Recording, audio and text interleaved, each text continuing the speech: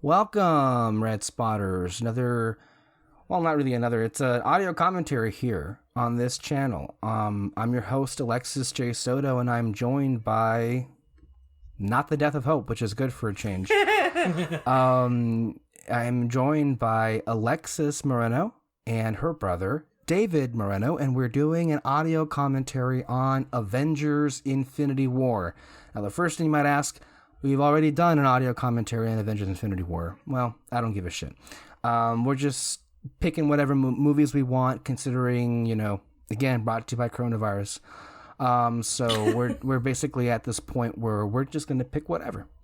And Infinity War, which is crazy to think about how it's almost already going to be 2 years old, if not already going to be it's going to be 2 years old pretty soon in April, end of April, which is crazy to think about. I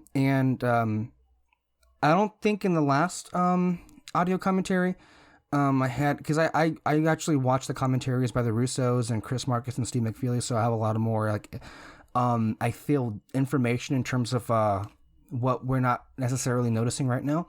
In the beginning of the credits, when you had the Marvel Studios, whatever, the voice was actually Kenneth Branagh, the one there was a distress signal that was being sent out by that Asgardian ship, or by that ship that the Asgardians were on, and the voice was actually Kenneth Branagh, who was the first director of the first Thor movie, the director of the first Thor movie. So they added in that little bit of touch, right there for that. And there's a lot going on in this scene in particular, so we might not even catch up to ourselves. But do you guys have any thoughts as far as the opening of this movie when you first saw it?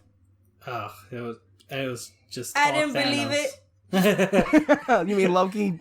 I didn't believe it. Nope. No, I still don't believe it.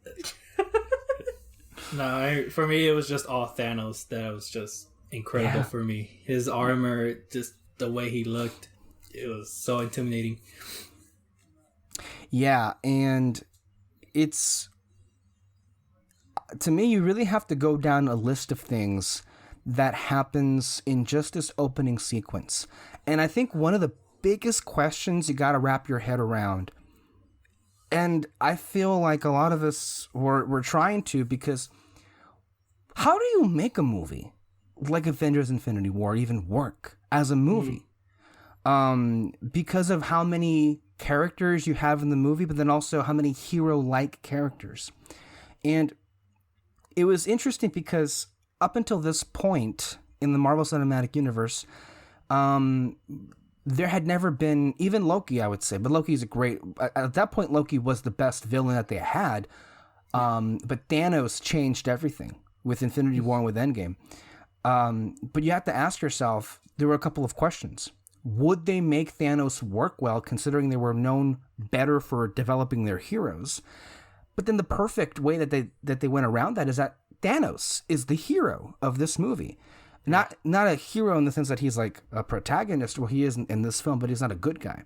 It's that the only way the movie could have worked, and the Russos go in large detail explaining again and again and again,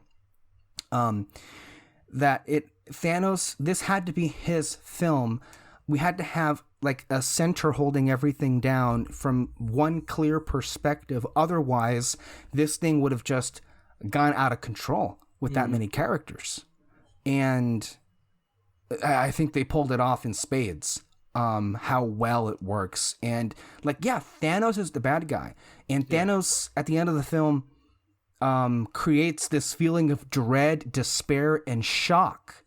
But at the same time, I don't know, part of you still roots for him. Because, one of the things that I didn't expect, because, we knew that they were making two of these, not one movie. I didn't think that they'd actually, have Thanos win by getting all of the damn stones. I think a lot of people saw that coming, because if you're going to make it two parts, how the heck are you going to end the first one? And really, with your big bad guy, the biggest bad guy in the whole Marvel universe, I think you gotta let him win. You gotta make him. You gotta really put up the stakes. The Marvel Cinematic Universe or the Marvel Universe in general? You mean like Cinematic Universe?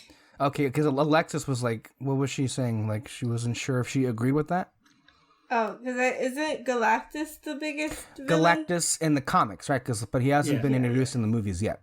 Yeah. But yeah, Galactus is like the dark side, basically, for a comparison of this universe.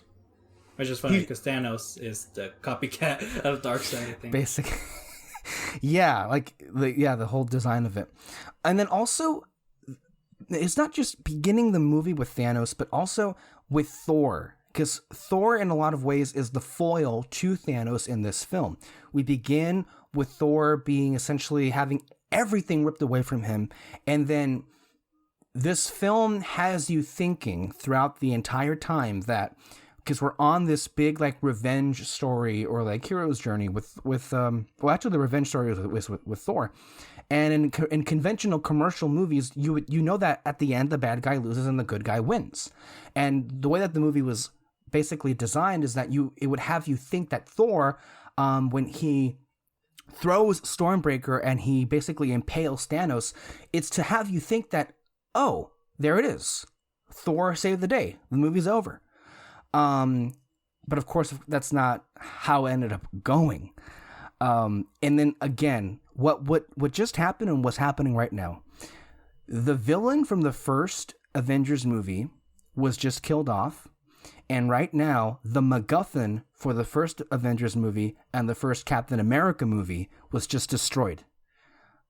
Also in this scene, the Hulk, which at this point was known as the strongest Avenger, was just had his ass handed to him by a Thanos who, if you remember what we just saw, he was not using a single stone to defeat the Hulk. I remember people cheering in that scene where he kicked Hulk's ass. Arrow's just like, "Oh, Hulk is here!" Yeah, he we just have starts a Hulk. punching them. Oh my God. It was awesome. Honestly, what I loved so much about this movie is just, I mean, I'm sure it was very complicated to write this. Can you imagine? But it almost seemed like everything fit in so well because like they had no idea how Thor Ragnarok was going to end, but as soon as they did, they were like, cool. Ragnarok was it was being made when they were writing this movie. Yeah.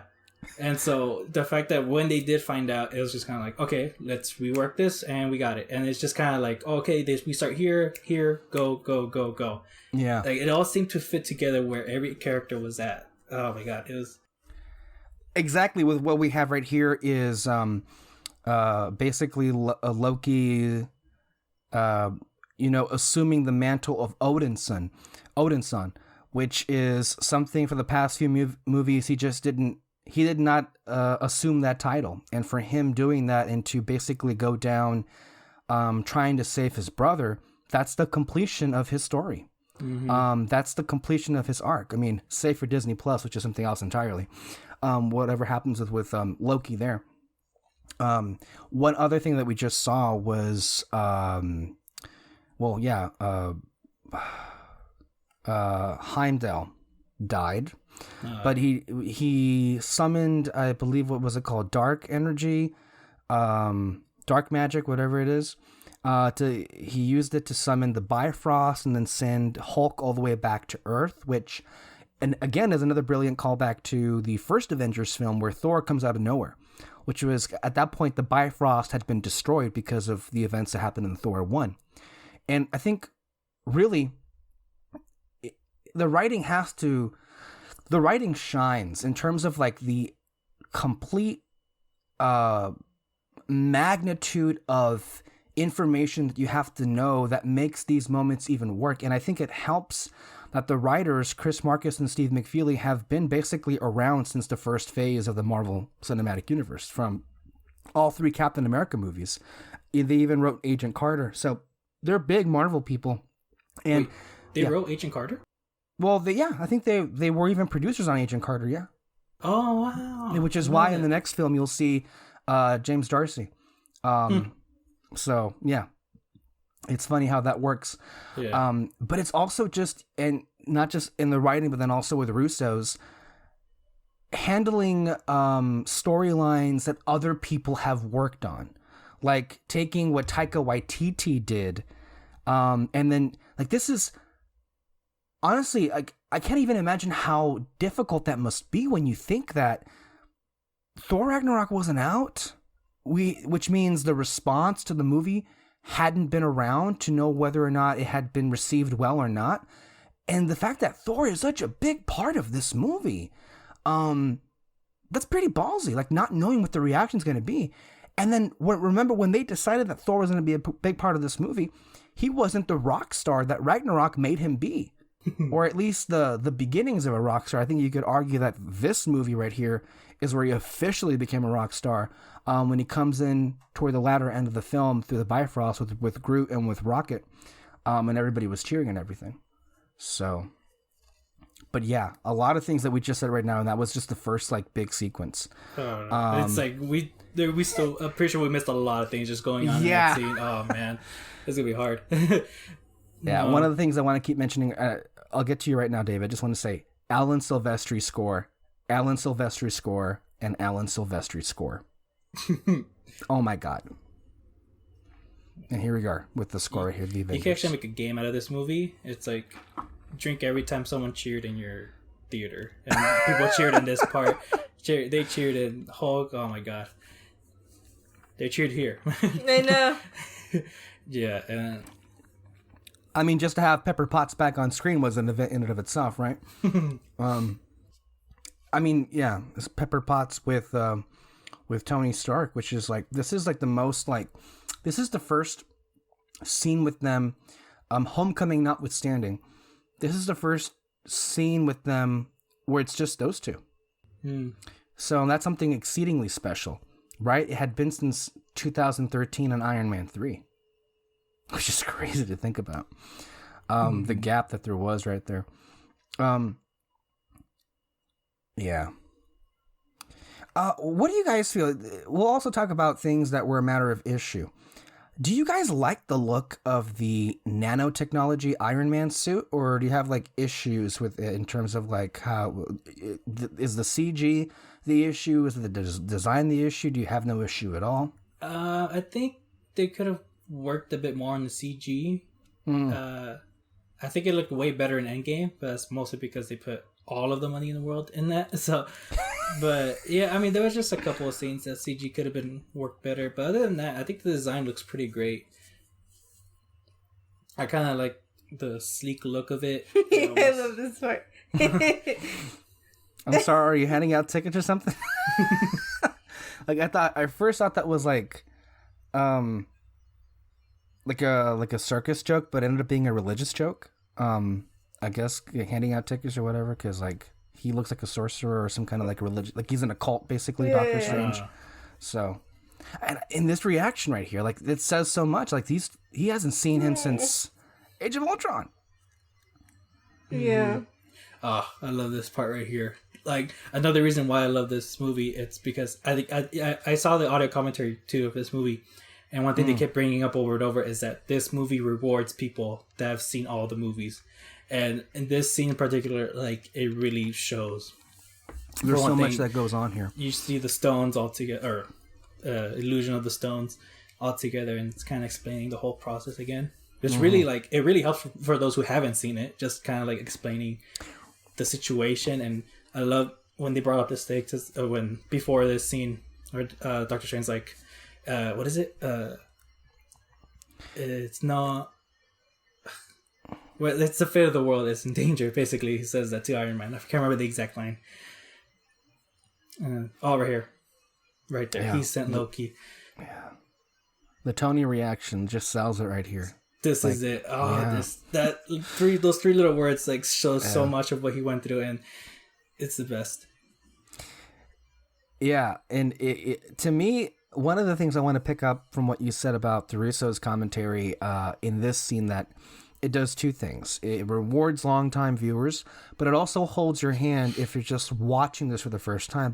And that's one of the things we don't discuss enough, is that with movies like Infinity War and Endgame, like, there are people who just go in and watch that. Mm-hmm. It's crazy. Like, I know my mom, she watched the last season of Game of Thrones just because, and didn't even watch the other ones. I know. Like, I think I went to watch this movie with a friend who hadn't, like, she had seen some, but like not all of them. Mm-hmm. And I mean, she came out of this movie and it was just like, what did I just watch? This is crazy. But she loved it, right? Yeah. I have the exact same reaction, which, like, this is why I want to... So I had a friend of mine who was... we basically went to journalism boot camp together in D.C. From what I gathered, not really goes to the theater all that often.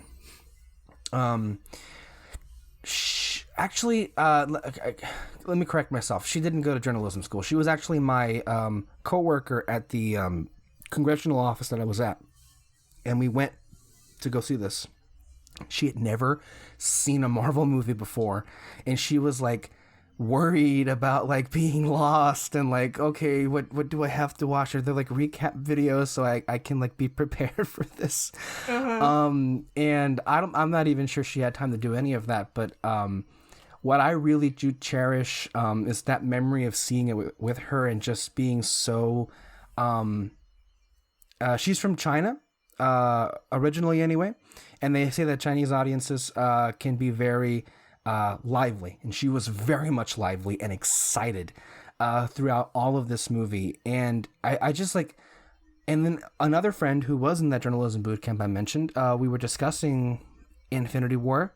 She had never seen a Marvel movie, and she loved it entirely. So I think, look, I think these anecdotal pieces of theater-going experiences have to put into question when we say, well, you can't really enjoy this movie if you haven't seen anything else. Which is a complicated thing to say because, as what David was just saying, if... Like, you will get the most out of this movie, of course, if you saw everything that came before it. Or most things that came before it. But I think among the three of us, we've just shared stories that I think completely dispel the notion that you can't enjoy this movie as a movie just because you haven't seen anything else beforehand. Well, like, I think it works great as a standalone. Yeah, I mean, like I said, those three little words Tony said, this is it. Like, it means so much to those who have seen... like all of his movies, at least in the Marvel universe. And even if you haven't, and even if you haven't seen anything else, you just like, oh, you get what he means. It's like, he's okay, ready. This is the end of the world, basically. And looking about what's happening here, I love his reaction, like in this scene, like his acting. Yeah. Ugh. Those glasses are just amazing, though. I mean, I think he's the only one on this earth that can pull them off. It seems like this right here apparently was shot in... Well, part of it was shot in Georgia, I think, in their studio. It's a funny moment right here where Doctor Strange... Oh, well, here's Spider-Man, guys. Where Doctor Strange uses his powers to just, I guess, stop the wind that's being created from it. Yeah. And then he gives Tony a little wink. You're gonna see it right now, but this is hilarious here. Like the only line that Ned gets, and it's so Ned. Oh my God, we're gonna die! Everybody runs off to the bus. And then one of my favorite Stan Lee cameos is right here. Yeah. Also, people cheered in this part. Yes, I mean, because it's Spider-Man. Like you never thought, like when this cinematic universe began, that Spider-Man would be in like this finale, and he ended up fitting so perfectly. Yeah. Given how limited of an amount of time we had with him so far, we just had one movie before him, and then also Civil War, which that in and of itself was very last minute. So, yeah. Here's the wink right here. Yeah. I remember when Doctor Strange came out in 2016. I was on my campus in San Diego, and it was, I think, the weekend. Or, no, it was the literal opening preview night. And then out of nowhere, there was this guy in full Doctor Strange, like, garb, like, just walking on campus. And I'm like, what just happened? What did I just see? Yeah. I can't wait for... The Multiverse of Madness, right? Yeah, because I have Agamotto. I'm going to wear that to the premiere, dude. Of course. And you know what? I enjoy the first Doctor Strange film, maybe not as much as most other Marvel movies, but like I think he really shines in Infinity War. Yeah. And like we talked about how the commentary, they were talking about how do you which pairs of Avengers do we have together? Okay, we can just have the narcissist with the other narcissist. That'll be fun. And it is fun seeing those two go at it throughout the whole film. Well, again, though, like I said, like everything just worked perfectly together. Like, of course, Banner would want to get Tony for this situation, especially because Tony's like the biggest superhero in that world. So that's, I mean, you basically have no choice but to team them up and just kind of have fun. I mean, they really must have fun with it, because we never brought up like the dynamic between him and Strange, where they're just always butting heads and all that, because they're basically the same person. I even they mentioned it actually on they were interviewing someone, I can't remember who it was, but they said, you know, Doctor Strange's story is basically like Iron Man's, only except you turn an asshole from a good person, you turn him from an asshole to a bigger asshole during like the accident.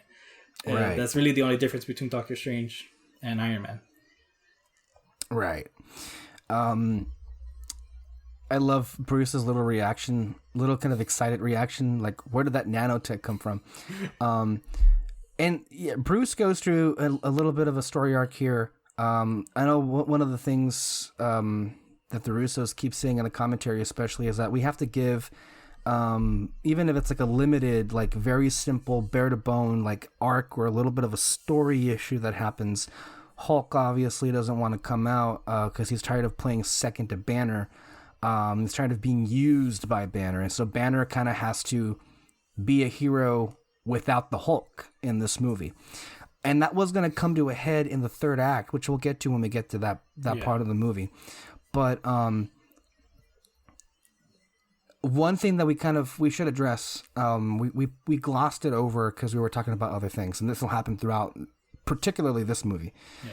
But the whole thing when Tony had to explain to Bruce about, you know, the Avengers having broken up like the Beatles, again, because Bruce was gone, like when that shit even happened. And like, this is why there are a lot of, I feel, legitimate issues and complaints we can have with, you know, Marvel movies in general or individual Marvel films. I get it. But like, one of the things that I really think people took way out of context was the ending of Civil War seeming as if like, oh, everything was fine and everything, and like even though like they're not like friends-ish anymore, they'll still be there for each other, and people just assume like, okay, well, that kind of was a betrayal to the whole point of Civil War. But it's like, if that was the case, go ahead, Alexis. No, like, you don't have that big of a fight and there not be any, like, internal damage done. Yeah. It's honestly, when we get to Endgame, I think that's a way big example as to how much the damage was caused. Because Endgame could have gone... this whole movie, Infinity War and Endgame, could have gone so much differently if Civil War didn't happen. If like, their friendship had been broken up. They would have won Infinity War. They would have gone you could have some different dynamics within Endgame. So yeah, there was some damage caused in Civil War. You know, again, they're good people, they're superheroes, so of course they're gonna be with each other when the time is right. Mm-hmm. But you get that hesitation here from Tony when he's trying to call Steve Rogers, and then when he goes, I'm going a bit ahead. It sounded as if Steve Rogers just tried to call in. Siri, did we have a comment from Siri? I heard someone's phone go off in the background. Yeah. Just fine. Yeah, like, here's the thing. It's, they very nearly do win the Avengers anyway here, with the assist mostly of Thor, but they very nearly do win in terms of, I mean, winning to them is like keeping Thanos from not getting all of the Infinity Stones, which maybe is not even an outright win, but it's not a complete loss as it ended up being. But I think the point serves well to say that because of Civil War is why they lose here. I mean, plain and simple. That's why they lost. Yeah. And if like, if Cap and Natasha and Falcon and Wanda and Vision had all been around at the compound, like this would have been dealt with pretty easily. At least this sequence, but then they would have won as a team, which is why in an Endgame, when they do come back together, when the core Avengers come back, they reunite, basically, that's why they do end up winning. So you see what happens. I guess there have been some controversial mixed feelings. I love, in regards to this Iron Spider suit. What do you guys think? Oh, I love it. It's so cool. Another scene people cheered for. Yeah. I'm trying to have a couple of drinks or shots on this. Yeah, this is a big moment here. Yeah. Spider-Man in space is like, I mean, I know we should like make a big deal about like any Avenger in space, but like Spider-Man in space is like really a cinematic feat. That's never happened in any of the movies. Yeah. And then of course we get this moment here with Pepper and oh god, I feel for Pepper sometimes because it's like, really, like this shit's happening and you're going on a spaceship and oh gosh. Yeah, I don't have an issue with the nanotech suit. Like, yeah, again, the CG could have been worked a bit better, but I love the way from like his neck, it looks almost like it's a part of his skin, almost. Yes. Like it's a shirt, maybe more than anything. Oh, I should also say that Tom Holland's hair is particularly on fire this movie. It was like, oh yeah, hair is a big thing in the Marvel Cinematic Universe. Like in, well, you had a line before all this, this whole fighting sequence where Strange's hair is like moving around in the air, and I think Tony says like, "Are you doing magic to like make your hair move or something like that?" Yeah. Well, it's. Like, the weird thing is, like in Endgame, Cap's hair is like really blown out. Like it was like every single shot of him in the movie looks as if like his hair was like done that day by some kind of stylist. And this right here was a joke, a little bit of a joke here, because in a lot of the Russo movies, they have like these big title cards, like of Berlin or New York, and then of course. Space being the title card. It was like hilarious here. Yeah. And then again, like the Guardians, this is a few years after, this is like what, how many years after Guardians 2? I think I heard like 4. Yeah, it was 4. You're right. I'm jealous of the people who haven't seen this movie or like hadn't seen the Guardians of the Galaxy, and this is their introduction to them. Yes, it's a great introduction for them. Oh my god, especially like the way they're all sitting differently. If Gamora just kind of like whatever about it. What's his name? Drax sleeping. Yeah, Drax is fucking asleep, and then I mean, I guess some people out there might be thinking, "Wow, you really overbrazen the film," but I'm like, well, I mean, they do this really great. It's like if you'd never seen a Marvel movie, that means you've never seen a Guardians film, and a couple of different things, right? Like, how do you introduce the Guardians and what they are and who they are in a matter of seconds? This is how you do it, and like all of their personalities were fully on display alongside a song from them. That's funny. Yeah, honestly, some of the best Guardian stuff is in these movies. Like in this one in particular, it's funny. But then also, it's like you have to think about this, like the tonal clashes that could have happened. And I think for some people it might have not worked, but I like to balance out the whole tone of the Guardians with the stuff that's happening with Thanos, with Thanos being central to them. Like as a director, if I were like doing this, I like how would you even think to like balance out all of the different like tones that happen in the film? Well, I mean, I think they did it perfectly in that. Yeah. You put the smartest man in the world with like basically the dumbest people in the Marvel universe, and it's just kind of like, oh, this is gonna be bad. And you see his reaction. I mean, I'm going way ahead, but I think. You mean Tony with the other Guardians? Yeah. I mean, literally, it's the dumbest ones because Gamora by that point is like, and Rocket and Groot are gone, so you're left with with Quill, Mantis, and Drax, and God help you. God help you at that point. That's hilarious. Yeah.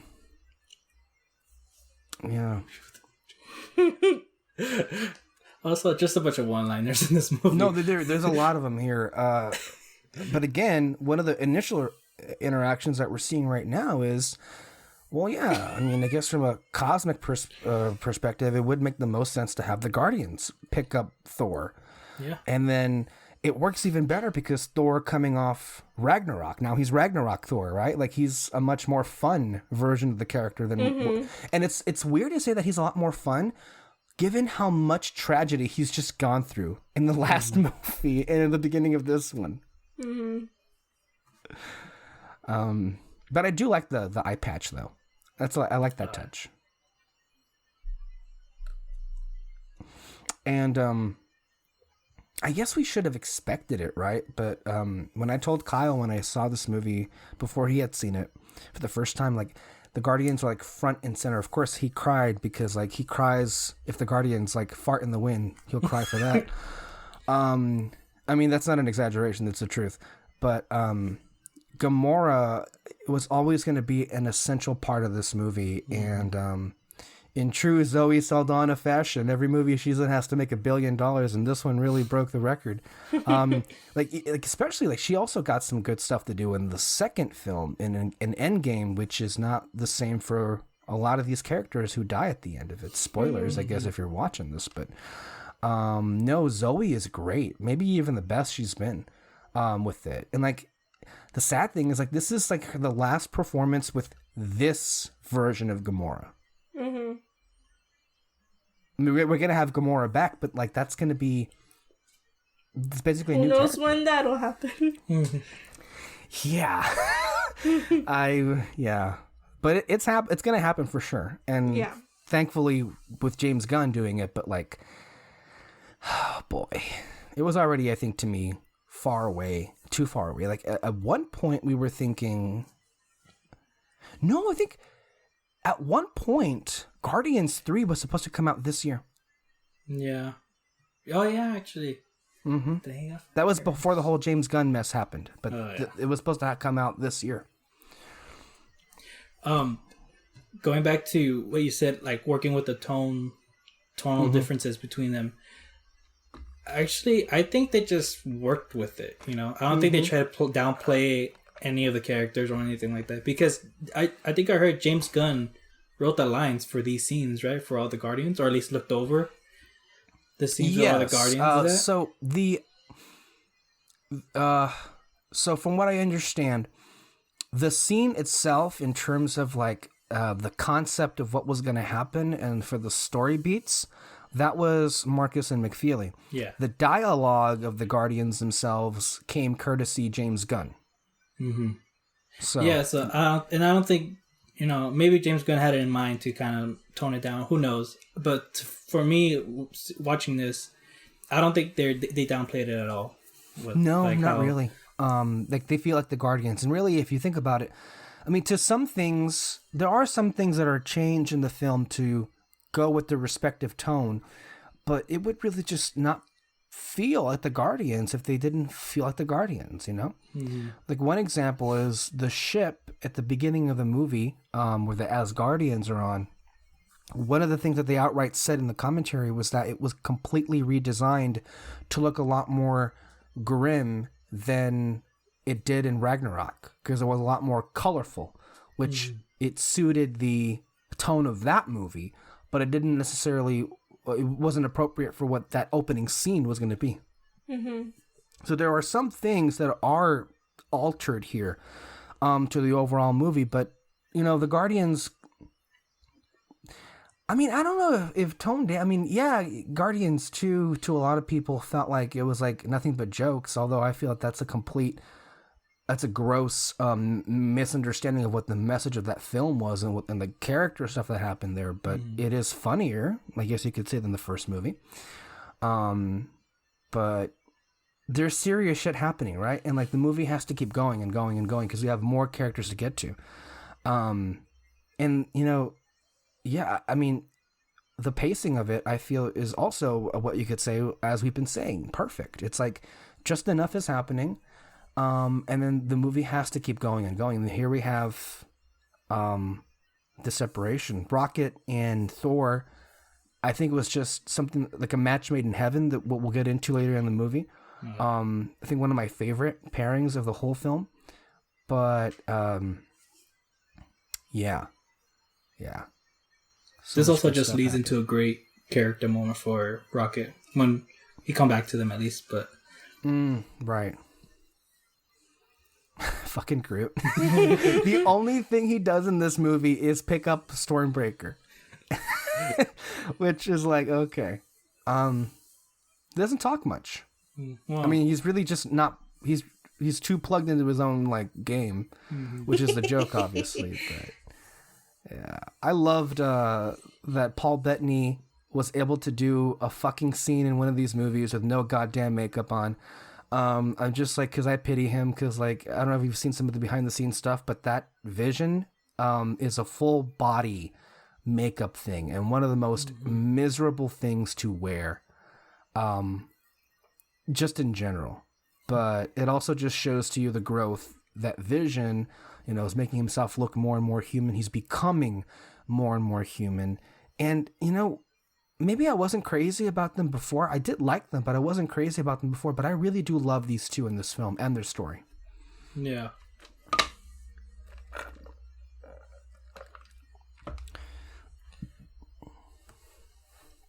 Like, I know some people were, like, saying that maybe, like, to see more of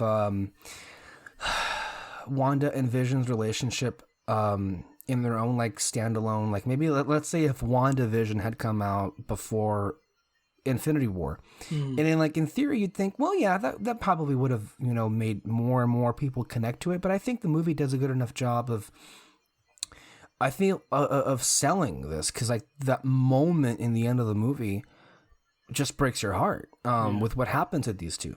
But a lot of relationships are really kind of like accelerated because of how much time that has happened since Civil War. And then also even for the Guardians, like since it's 4 years after Guardians 2, at the end of Guardians 2 was the very, very start of Gamora and Peter as anything romantic. And then what we just saw in this film is a full-fledged long-term relationship. So a lot of stuff has happened off screen. And I mean, I feel like that can be up to you, how you personally view it. That could be a negative or a positive considering how it is. But the film, I think, still depicts what it needs to be.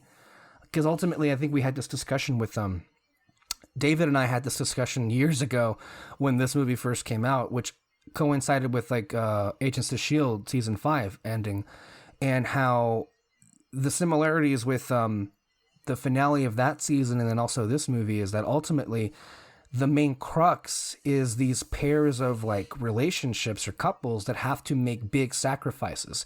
And the key is whether they were willing or not to make those sacrifices to save the universe, which some do and some don't. I think part of me... Go ahead, David. I think part of me why I kind of was into the relationship in the beginning was because, I mean, they both have like a psychic link together, mostly. The Mind Stone. The Mind Stone. She got her powers from the Mind Stone. So, I mean, you can almost say that they probably already had a connection to begin with. But also just because they're both feeling out of place in this world. He has no idea who he is, what he is, and she just has no idea what she can be, almost, because of her abilities. So, I think it's I don't know, I was into the relationship from the beginning. I agree with you. A couple of things to say about this. First, what an amazing sequence this is. Yeah. With extremely powerful characters. To me, what I felt they did really well, as far as Thanos' children, the henchmen of the movie, is how they were basically able to go toe-to-toe with a lot of these big Avengers. Like, here we have Proxima Midnight and Clovis, who are basically outmatching Vision and Wanda. And in large part is because they were able to basically incapacitate Vision which is a trope that the Russos have done repeatedly throughout these films, is that they take, like, one of the biggest challenges is, like, what do you do with characters that, like, have such immense power that they could just, like, solve anything on their own? Like, one of the big things, and this will be a little bit of an aside, hold on, I'll get to it, because I want to say about what's going to happen here. We have Captain America making his entrance, which was another one of those big, like, take a shot with these big applause lines that happened. People were just going crazy in this sequence right here. And then, of course, one of the only moments in the film where, like, the full Avengers theme is playing. Yes. In an Avengers movie. So good. Right? Yeah, like Wanda's face is all of our faces right now. It's like, oh, thank God you're here. Can you believe when you only see his, like, silhouette? I didn't know who it was. What? Everybody else did? Like, I don't like, who is that? And then when, like, they show him, I was like, oh, I'm stupid. Also, just the teamwork that you see here. Oh my God. The team unit. Like, it's, to me, it's also just validating, like, for characters like Natasha and Cap, who are nowhere near as, like, their powers of Wanda or Vision, but they were able to kick their asses of Clovis and Proxima Midnight here. And it's, not necessarily because it was like a hand-to-hand thing, but they caught them by surprise, and how great their team unit works. Yeah. You can even see, like, which person does, like, which move. Right. So, like, you saw Cap sort of counter the attack while Black Widow, like, makes the hits. Mm-hmm. I thought it was pretty cool. I literally just noticed that right now watching it. Like, one of my favorite things in the entire MCU is just the friendship between Cap and Natasha. No. And which I wouldn't mind getting a little bit of a Disney Plus spinoff about that. But again, you can't really pay them, can you? And not right now. But what I was saying earlier about, I was going to bring up Dave Filoni and his work in the Clone Wars, which we've all seen and to an extent love. Which, David, you still haven't watched the Clone Wars, have you? Or at least finished it? I still haven't finished the, like, Cartoon Network era Clone Wars, and I think I watched maybe 3 episodes of Disney Plus Clone Wars. Okay. In that series, one of the things that why Yoda wasn't used as often as far as, like, stories happening with him is because in most circumstances, Yoda is a character that's just so powerful he could solve anything in, like, 5 minutes and it'd all be over. And to me, one of the things that I've noticed as far as listening, I've listened to the commentaries for the Russo movies, Civil War, Winter Soldier, Infinity War, and Endgame. But one of the easiest things you can do is to cripple the most powerful characters or write around them, because it's hard, right, to balance that out with.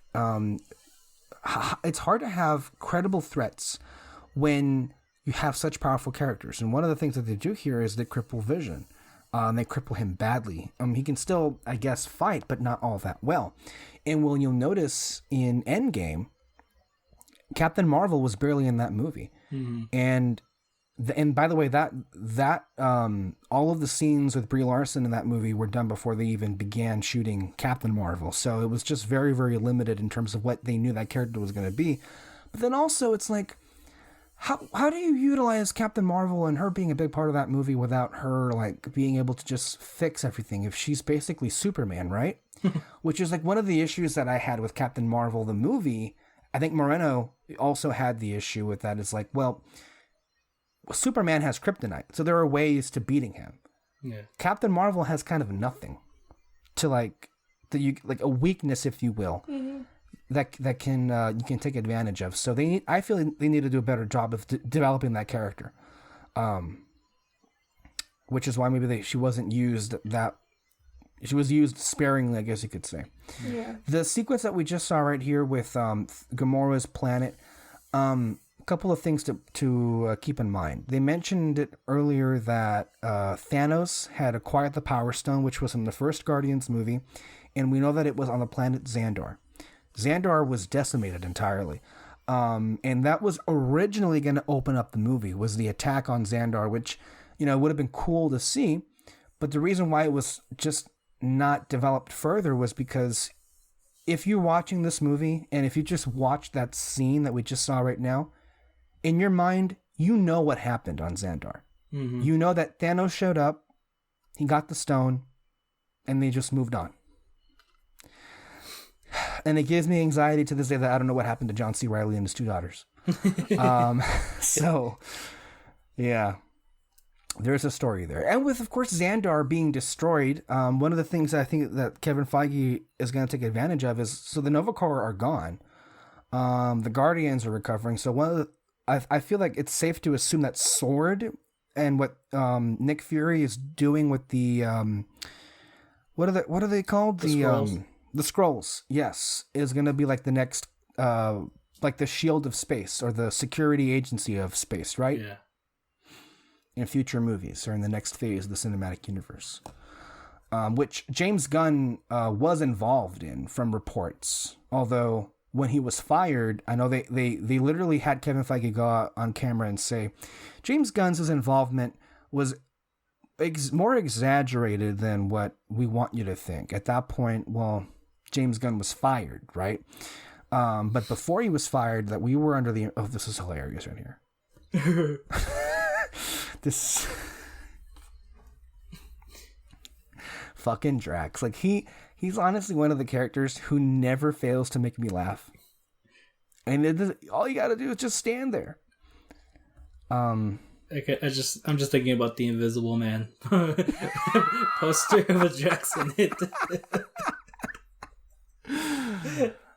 Yeah. Oh my god, it was great. Yeah, Dave Bautista apparently has had discussions with James Gunn about like possibly doing, like, I don't know what the medium would be, whether it'd be like a Marvel one shot or a Disney Plus series, but like a Drax and Mantis team up thing. I wouldn't mind a Marvel one shot of those. I wish they'd make more of those. I don't know why they stopped. I wish they did that before the start of the movies, like make shorts before the movies, just so like you can have like just a little bit of extra. I don't know, curiosity. Yeah, curiosities and cool moments, but also maybe something to fill in stuff that you can't watch, gaps that you won't be able to see in the movie. So like a short with Wanda and Vision, kind of growing their relationship. Like, I would imagine that if Disney Plus was up and running, like let's say it was up and running like when Civil War was coming out, you would have 2 full years. We could have Marvel one shots with Captain America and Black Widow, or with Vision and Wanda. There's Tobias Funke in the background right there from the show Arrested Development. Tobias Funke, if you know that series, blues himself, like to be part of the Blue Man Group and everything. Yeah. And here's Benicio del Toro as the Collector, which I'm almost afraid to ask this question because I love that character. Like, is he dead or did he like get away? Like, it seems like all of Nowhere died, right? Like, yeah, I'm pretty sure he's dead. Like, yeah, that's sad. But you can still catch him in the wonderful theme park attraction Mission Breakout. Which, what they did with that queue just blew me away, literally. David, have you been to that queue? No, actually, I haven't been on the ride yet. Oh God, you need to go. Well, you can't because it's closed. Yeah. But like, if you go on, just get some pictures. Yeah, it was supposed to be his first time when we. Oh fuck. Yeah, that's not happening anytime soon. There's going to be lots of firsts that day. Oh, yeah. Yeah, they have some shield. I think they have some. I think the crystals for the Inhumans to go through Terragenesis is included in one of the boxes of the Collector, as well as the orb that they use to signal Hive is also on there, but they have wonderful Easter eggs, like Figment apparently from Epcot is in one of those boxes that you see. It's like, honestly, like to me, half of the excitement of that attraction was just walking. Yeah, that walking room where Rocket comes out. I haven't even seen like everything, and I've been on that ride so many times. But like every time I go, like I don't even look at Rocket anymore. I just try to stand like in different areas. This moment right here, a lot of confusion for people who are just like, what? Well, I mean, yeah, because like I think somebody here says what, but the moment that I want to focus on is the explosion of emotion with Gamora. And one of the things that we talk about, I feel, in Endgame with Nebula and Thanos is just, even though they hate him, because of just how abused they were, there's still some parts of them that care for the man. And you see, I think you see it captured perfectly. It's like at the same time, Gamora is both crying tears of joy because she's, killed her abuser, but then also she's a little bit sad because this is basically her stepfather. And there was at one point a lot of affection for that man in her eyes. So there was that deleted scene where he kind of like shows a flashback to her, and she's like smiling. She's being like a good soldier to him, basically. So she must have liked this at some point. Yeah, Gamora was a villain, basically, for all intents and if you think about it, a lot of these characters that were heroes used to be villains. Gamora, Black Widow was a villain off screen, right? Yeah. But at one point in their lives, they were bad guys. So, including Drax, who joked about, ripping out somebody's spine at the end of the first Guardians movie. So, they're not necessarily angels to that extent. We should talk about Josh Brolin's performance, right? Yes. Especially here. It's better than anything you could have imagined. Yes.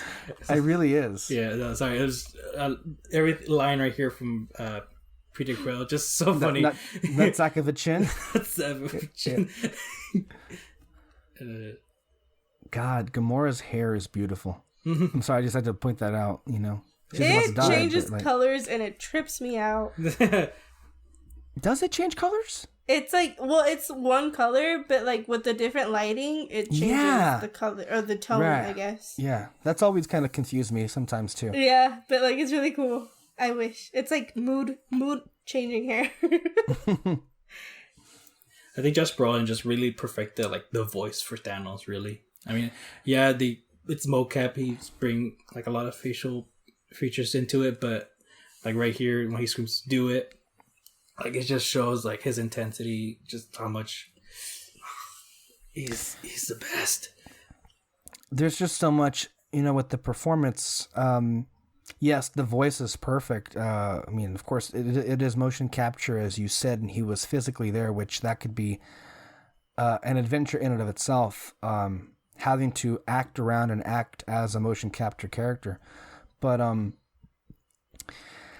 this is why, it pisses me off because, without question, this movie and Endgame, I feel, were worthy of winning visual effects, because when you think about the movies, especially with Infinity War, I'd say all this movie is just VFX. This doesn't exist, and yet it looks I don't know if VFX is ever going to peak, but these movies, you can't imagine even a decade prior them looking as good as they do. The Marvel movies came around at the right time, right? Because they they take advantage of technology and how much that has happened. But even there are a lot of sequences in this movie that take place in environments that you wouldn't expect are entirely VFX, and yet they are, and they look stunning. And I just feel to the thousands and thousands of people, or maybe hundreds and hundreds of people that work on this, It's like they mention it in the end credits of these Marvel movies. You see so many people's names. Mm-hmm. It takes a lot of people to make a movie look this good, especially when it's all just visual effects. And I feel like that's, to me, one of the more underappreciated components of this and Endgame, to me. What's that general guy's name? Ross. General Ross. I want to say. Yeah, he's the Secretary of State now. I fucking hate Ross. his character. Oh my god. And I think that's on purpose for his character. Like, you have to hate him. He's an asshole. Yeah. I mean, he's just the biggest asshole. I mean, he was an asshole in The Incredible Hulk, which nobody remembers and nobody should. It's okay. Just right here, arrest them. Like, bro, dude, your most loyal soldier right there is telling you that the world is going to end and you want to take away the superheroes? Seriously? Yeah, it kind of reminds me of how people right now are reacting to coronavirus. Basically. Don't be General... Don't be... What is it? General Ross? Or? Yeah, General Ross. Don't be a General Ross. Yeah. The unfortunate reality about, the nature of that character is that it's rooted in something real that we're seeing play out right now with the response to this COVID-19 crisis, unfortunately. How do you guys feel about the whole dropped issue with Bruce and Natasha? I have like mixed feelings about it. Like I at the end, I don't really care. I think at the end of it, I think it's just left in like the characters moved on from that point, and it's not worth bringing up again. But yeah, I don't know. I don't know how you feel about it. Yeah, it's mixed feelings for me because I actually was in for it when in Age of Ultron. Mm-hmm. Like, I know a lot of people had problems with it, but when you had that line of everyone I know are fighters or something like that, she says that, and I was kind of like, oh yeah, makes sense that maybe she wants someone who doesn't want to fight, although wants to be away from it.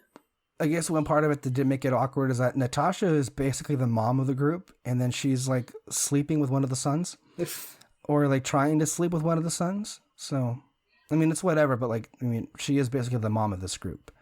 Well, she did. Well, in Age of Ultron, she does say, "Do I always have to pick up after you, boys?" So, right. But I kind of like what they did in Endgame. Just kind of like, you know what, it was just a thing. We moved on. I liked it like that. Because, I mean, that happens, right? Yeah. All the time with relationships and people. So it's like... And maybe, I mean, who knows how... I'm sure they could have developed it more. Who knows? But it might... But also just... Yeah, it also shows you a couple of things. For however people want to think that Kevin Feige had an outline and a plan, like, throughout the entire time...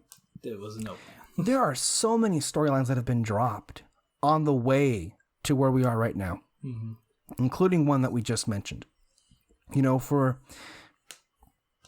reasons that we may not even know, but they still work. Yeah, no, that I hate that idea people say of like, you should plan out your movies. Like, I hate that so much. I'll explain it to it in Rise of Skywalker when we get to that audio commentary.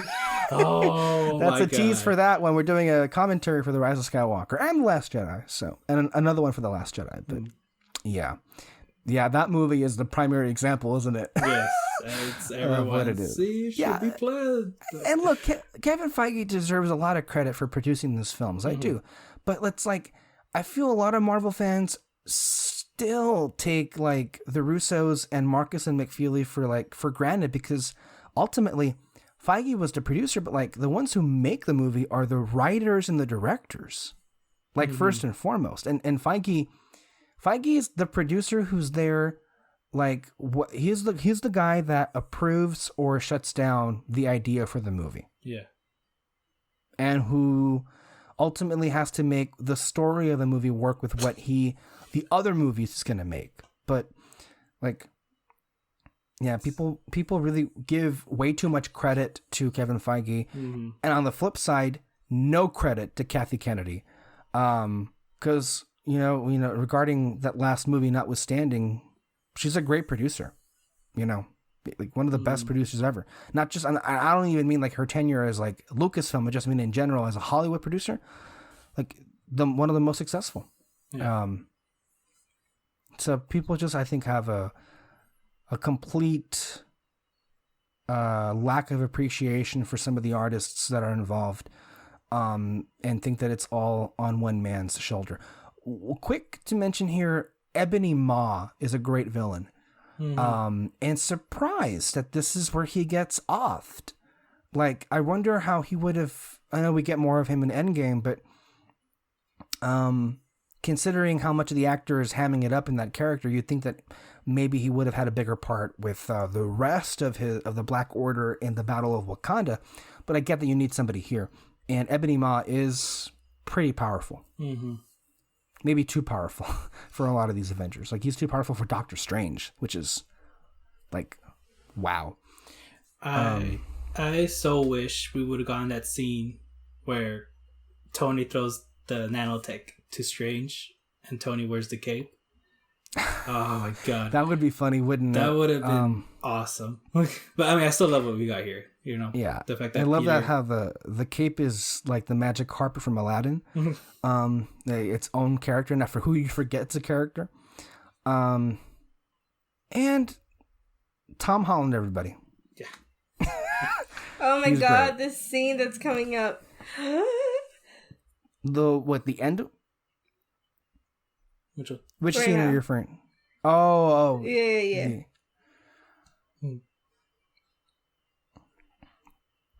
They do a really good job. And again, this is just like... like, that scene makes me cry. Because he's just, like, so proud. It's like... When he says you're an Avenger now? Yeah. He basically baptizes him. And of course with the score, pumping up with that, that moment.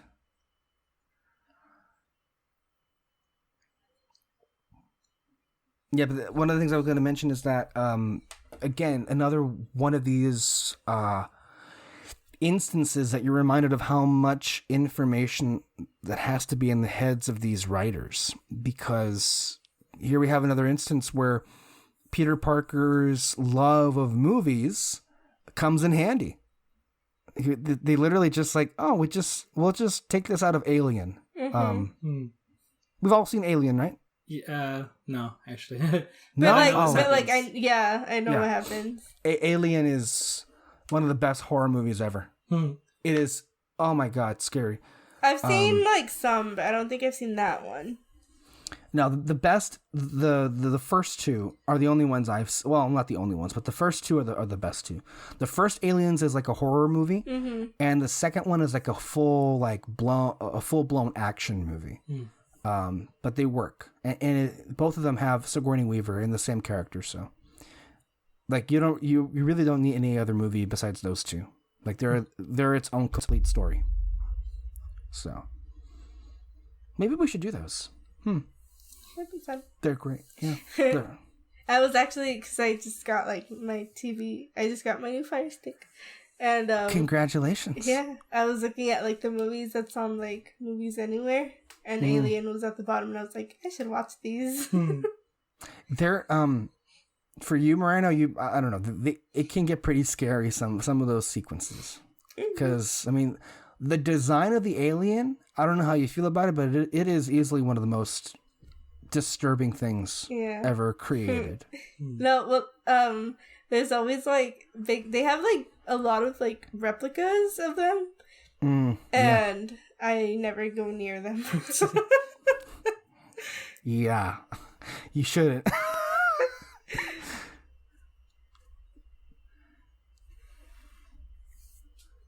Oh. And his hair is still moving.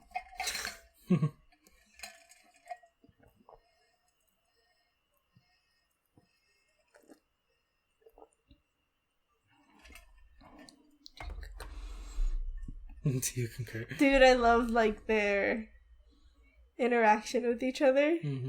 It's so good. Yeah, I mean, they're two great actors. both, of course, having played Sherlock Holmes, which, again, is just one of those weird things that happens. But it also does a couple of things, right? It communicates to you that what he's saying is, no matter what, I'm not gonna think twice about, cutting both of you loose if it means saving the stone. Yeah, this is a great moment right here. He just feels so proud, which means in his death. So I'm not sure how proud he should be, but it's pretty sad. But it makes you think then, right? Like, I think the whole point of what Strange does here is to make you think at the very, very, very, very end of the movie, when he does ultimately give up the time stone, is to make you like second guess, why is he doing that? Yeah. And maybe to give you a little bit of hope that even with the crushing ending of the movie, it's all going to work itself out. What is that, pudding? Soup? I don't know. Is it? Oh, maybe. Let's see when she throws it. I couldn't see what it was. Yeah. Also, how big is that fucking ship? Oh, it's like... It doesn't seem that big, like an Endgame. Oh, yeah. But when you're inside of it, it's like huge. This is massive. Mm-hmm. Yeah. It's like, you almost get the feeling that this is like a city, basically. A city, a huge, maybe Coruscant. Oh, I don't know. But it's basically its own planet, in the sense that like you have all of Thanos. Like, this is a massive ship that also seems. We saw the shot earlier. It does seem to house the donut shaped ships that are sent out through various points in the movie. And here we have obviously the whole mission statement from Thanos, and it is, as it needed to be, very convincing. Like you have a villain, like, and one of the things that when you look at let's look at the Russo movies, the Russo Marvel movies. You have with Winter Soldier, you have the villains you have there are Robert Redford, and you have the Winter Soldier. Well, yeah, the Winter Soldier, although he's not really, he's mind wiped, but you have Robert Redford. In Civil War, you have Zemo, but you also have Tony Stark playing a villain to an extent, as the adversary. And then, of course, here we have Thanos with this and Endgame. The thing that they all have in common is, like, one of the most interesting villains, especially in this modern era, is characters with nuance. Characters with a point of view, a righteous point of view. And one of the... I think maybe Thanos is the best example of it, where he is not in this part of the movie acting like a villain. Like he'll a lot of the times that you see in the film, he's fighting people, and in some cases pretty badly, in terms of like beating them pretty badly. But he doesn't go out of his way to kill anybody except Loki, and that was a personal thing, it seemed like. Whereas in Avengers Endgame, that Thanos is not on this like missionary walk, if you will, or like this walk of righteousness. So he's the Thanos from several years before this film, with virtually no stones, and one that is actively trying to cut you down, especially in that last massive sequence in the film. And here it's like Thanos is theoretically more powerful in Avengers Infinity War, because he is using the stones. He doesn't wear his armor because he doesn't need the armor anymore. Whereas in Endgame, because he doesn't have the stones, he basically depends a lot on that armor and his weapons, aside from his just outright brute strength. And yet, in some ways, how he fights the Avengers in that movie is much more vicious, it seems like, than when he's wearing the damn gauntlet. And that scream that we just saw, we just heard from Nebula, I think they were saying, Marcus and McFeely, the writers of the movie, they were saying that they were surprised that scream was allowed to stay in the final cut of the movie. Because it was a pretty horrific scene, scream. Okay, you guys talk. I need a break. No. I love okay, I was gonna call her Ventress. I mean, she basically is Ventress. I love her character. I mean, we got like a good amount of her in both movies. Before? Or in the... Oh, you mean these two movies? These two movies. Okay. So, I mean, I guess. But I don't know. I feel like she's such a great character with a lot of, like, backstory and, like, even moving on story. I think they should do something with her. No, Nebula was brilliantly handled in these movies. Like, to me, these two movies really solidified me loving that character. Mm-hmm. And maybe that's why I like her too, because I really like Ventress. So I love Asajj Ventress. God, it still pisses me off that her final stories are never going to be like realized on screen. Yeah. I mean, I don't know if you read the novel. That's the end of her story, but God, just wish, damn, those episodes would have been used. But yeah, I to me, I've always loved characters who have a redemption story when done well. Don't look at Ben Solo. I mean, that was a different situation, right? That was just out of nowhere. But like, the ultimate one is Darth Vader. He's the villain. I mean, when you look at the three movies by themselves, A New Hope, Empire, and Return of the Jedi, you have the main villain of those movies becoming the hero and redeeming himself, which is still moving. So, yeah, I mean, Nebula is a big part of these movies. David, talk about Rocket and Thor. Yes, right here. I love it because, like I said, it's a great character moment for Rocket because, he says, all right, time to be a leader. Because he kind of wants to take up that mantle. And it really got me to, like, love his character because, in Guardians 2, he makes that decision to leave behind Peter and save... Sorry. Dropped something. Yeah. God damn. Continue. He made that decision to leave Peter behind and, like, save the rest of the crew. And I was kind of like, oh, dang. He's willing to do that. He's, like, the right thing, I guess. And to see him here, kind of wanted to have a heart-to-heart, basically, with Thor.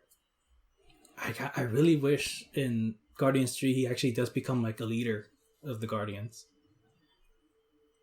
And then here, Thor, I mean, I honestly did not think Chris Hemsworth could be this good of an actor.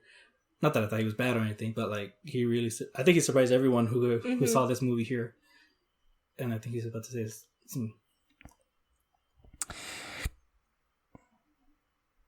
Right there, that like it broke everyone's heart, and like you can see his eyes tearing up. But just the dynamic of it, I mean, just the performance in and of itself, it's like, yeah, he's playing and like you don't think about it until he says it. The sheer emotion is too powerful. Yeah. Yeah. And like once he says it, like you do get that feeling of like, oh crap, like he's lost. Yeah. Like he's alone. Mm-hmm. Like some of the most interesting characters have been the ones that have lost everything. Oh my god. Like that's kind of the initial the first few stories with Cap was that he was a man out of time, and being a man out of time is everybody you know was dead. And so who does that character become when everything you thought you were and died? Yeah, and everyone with you, basically. Right? A character similar to that is this character named Sarah Lance. She's from the CW DC shows. Her and the Crisis on Infinite Earths thing. She has a line saying, I just wish there was someone in my life that knew me before all of this, before like all the superhero stuff.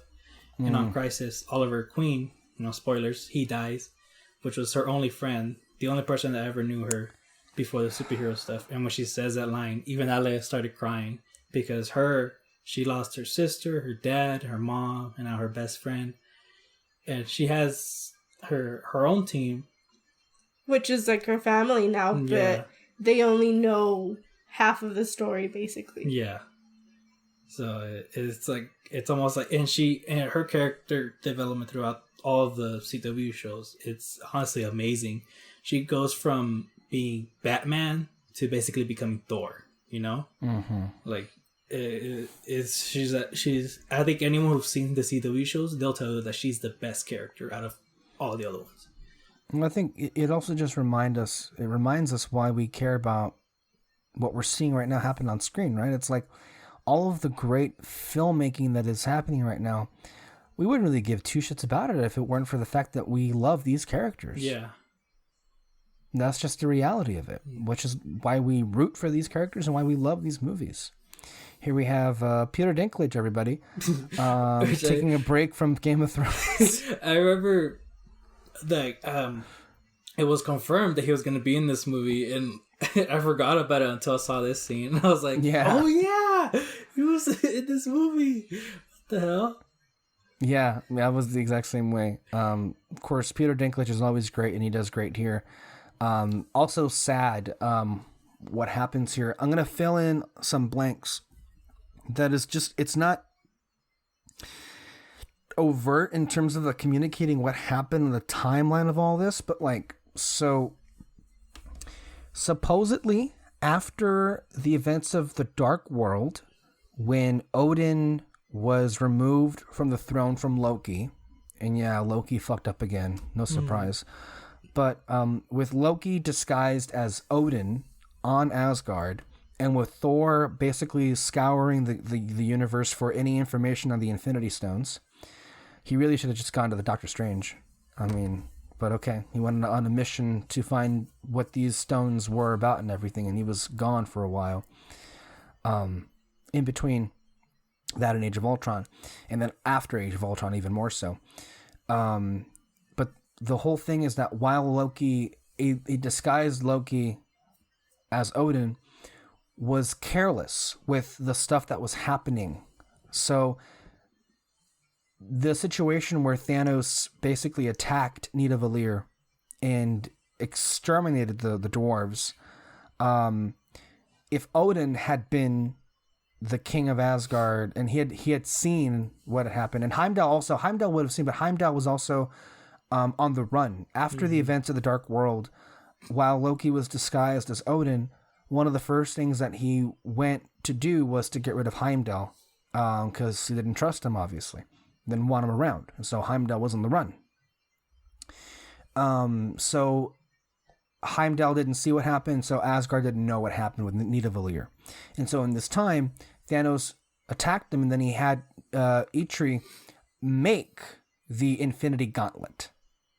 And so when we get to the post-credit scene in Age of Ultron, where Thanos is taking the gauntlet out and wearing it, that's kind of the point in time that had come after, obviously, where Thanos had attacked Nidavellir and he had Eitri make the gauntlet for Thanos. And then at that point it was when, at the end of Age of Ultron, where he began to take matters into his own hands personally. And then also, to that, people were also asking questions about how it was that Stormbreaker was able to basically go up against an Infinity Gauntlet with all 6 Infinity Stones. Well, it's because Eitri designed both weapons. Mm-hmm. And Eitri, while he was making Stormbreaker, he just made that more powerful than the Infinity Gauntlet, so that he was able to go up against that. So if you had those questions, they've now been answered. Mm. So it's pretty elaborate. I didn't have that in my head until like a year after, maybe 2 years after this movie came out, because it's not pretty clear, right? This is funny. No, this whole thing right here. Yes, this is the best. I didn't think about it when first watching it, but Peter Quill stopped all of them. You know? Yeah. Like, so, like, Star-Lord had, held up pretty well against Iron Man. Yeah, like he's only up his going right here. He's able to do that. This is so funny right here. The crow's the bug lady. And it's funny how you have a spider against a mantis here. Oh my god, fucking Drax's one-liners are, they get like, die, blanket of death. And then of course this whole sequence right here where it's like, oh, Tony got intense here. I love it. Yeah. Because of Peter Parker.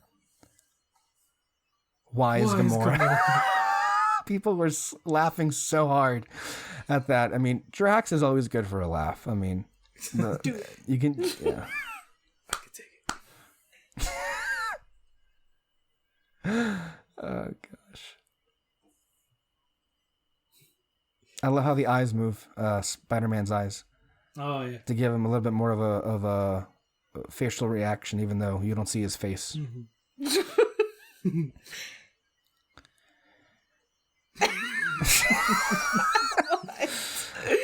that part confused me because, like, in Guardians 2, he literally says he ain't from Missouri. Like, he knows Missouri's on Earth. Mm. So that part got me a little, like, wonky. Like, wait, he knows, whatever. Maybe he was just in the moment and was not thinking. Someone guessed, like, he probably just never knew he was in the planet Earth. And probably when he was looking for Earth, he just called it Missouri. And it's hilarious, too. I missed it right now when Strange asked Quill, what master do you serve? And, like, what am I supposed to say? Jesus? Which is hilarious because, like, Chris Pratt is, like, super religious. And he's known for that. And it was just a funny joke. And then one of the more, like, underrated funny parts to me, and I laugh every single time unless, like, I ended up, like, not hearing it when we just saw right now, was when E-Tree unveils, like, the thing that you can make the Stormbreaker, and then Rocket's, like, reaction is like, what's the plan? We're gonna hit him with a brick? Yeah, Rocket's one of my favorite, he's my favorite Guardian and one of my favorite characters. And I don't know, like, I don't know at what point Rocket became my favorite Guardian. I think it might have been Guardians 2. Because I love what they did with Rocket. Yeah. And then Rocket, I think, correct me if I'm wrong, but Rocket gets the most screen time, right? In both of these movies, in terms, like, he's in a significant portion. He's the only Guardian to have a significant portion in both Endgame and Infinity War, right? Mm-hmm. Oh, besides Nebula. Because I think, Nebula is not an official Guardian, I think, at this point, although she's... I think she's official in Endgame. Right. Well, because there's nobody else left. There's nobody else. You have to fill in they're kind of understaffed. You know? Oh, man, I can't wait for Guardians 3. Like, I'm wondering how she's going to work with everyone, especially because... Gamora, yeah. When Gamora, like, Drax in Guardians 2, he's like, we're a family. And he looks at them, except for you. We don't care. Well, I mean, a lot's changed since then, right? Yeah. Yeah, this whole sequence where Tony realizes they're fucked is one of the most hilarious moments I've ever witnessed. Yeah, that's why I said, like, I don't think they downplay it at all, like, the comedy with the Guardians with them. Because... I love this, like, here, the dance off to save the universe and Footloose, and, like, Peter Quill. Yeah. There's two Peters, sorry. Peter Quill's like, Footloose is the greatest movie ever made, and, like, Peter Parker's like, it never was. It's funny because, like, no one talks about Footloose. I never even seen Footloose, either of the versions. Have you guys? Yeah, I don't like that movie. I want to see parts. The original one, too. Oh. I haven't seen the remake. I don't want to. Why but, like, bother? Yeah.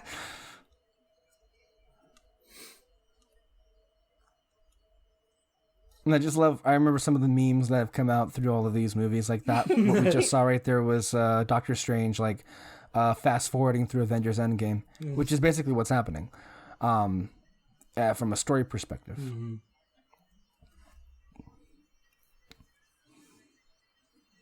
Some people were wondering, how could he have seen what happens in Endgame if he dies in Infinity War?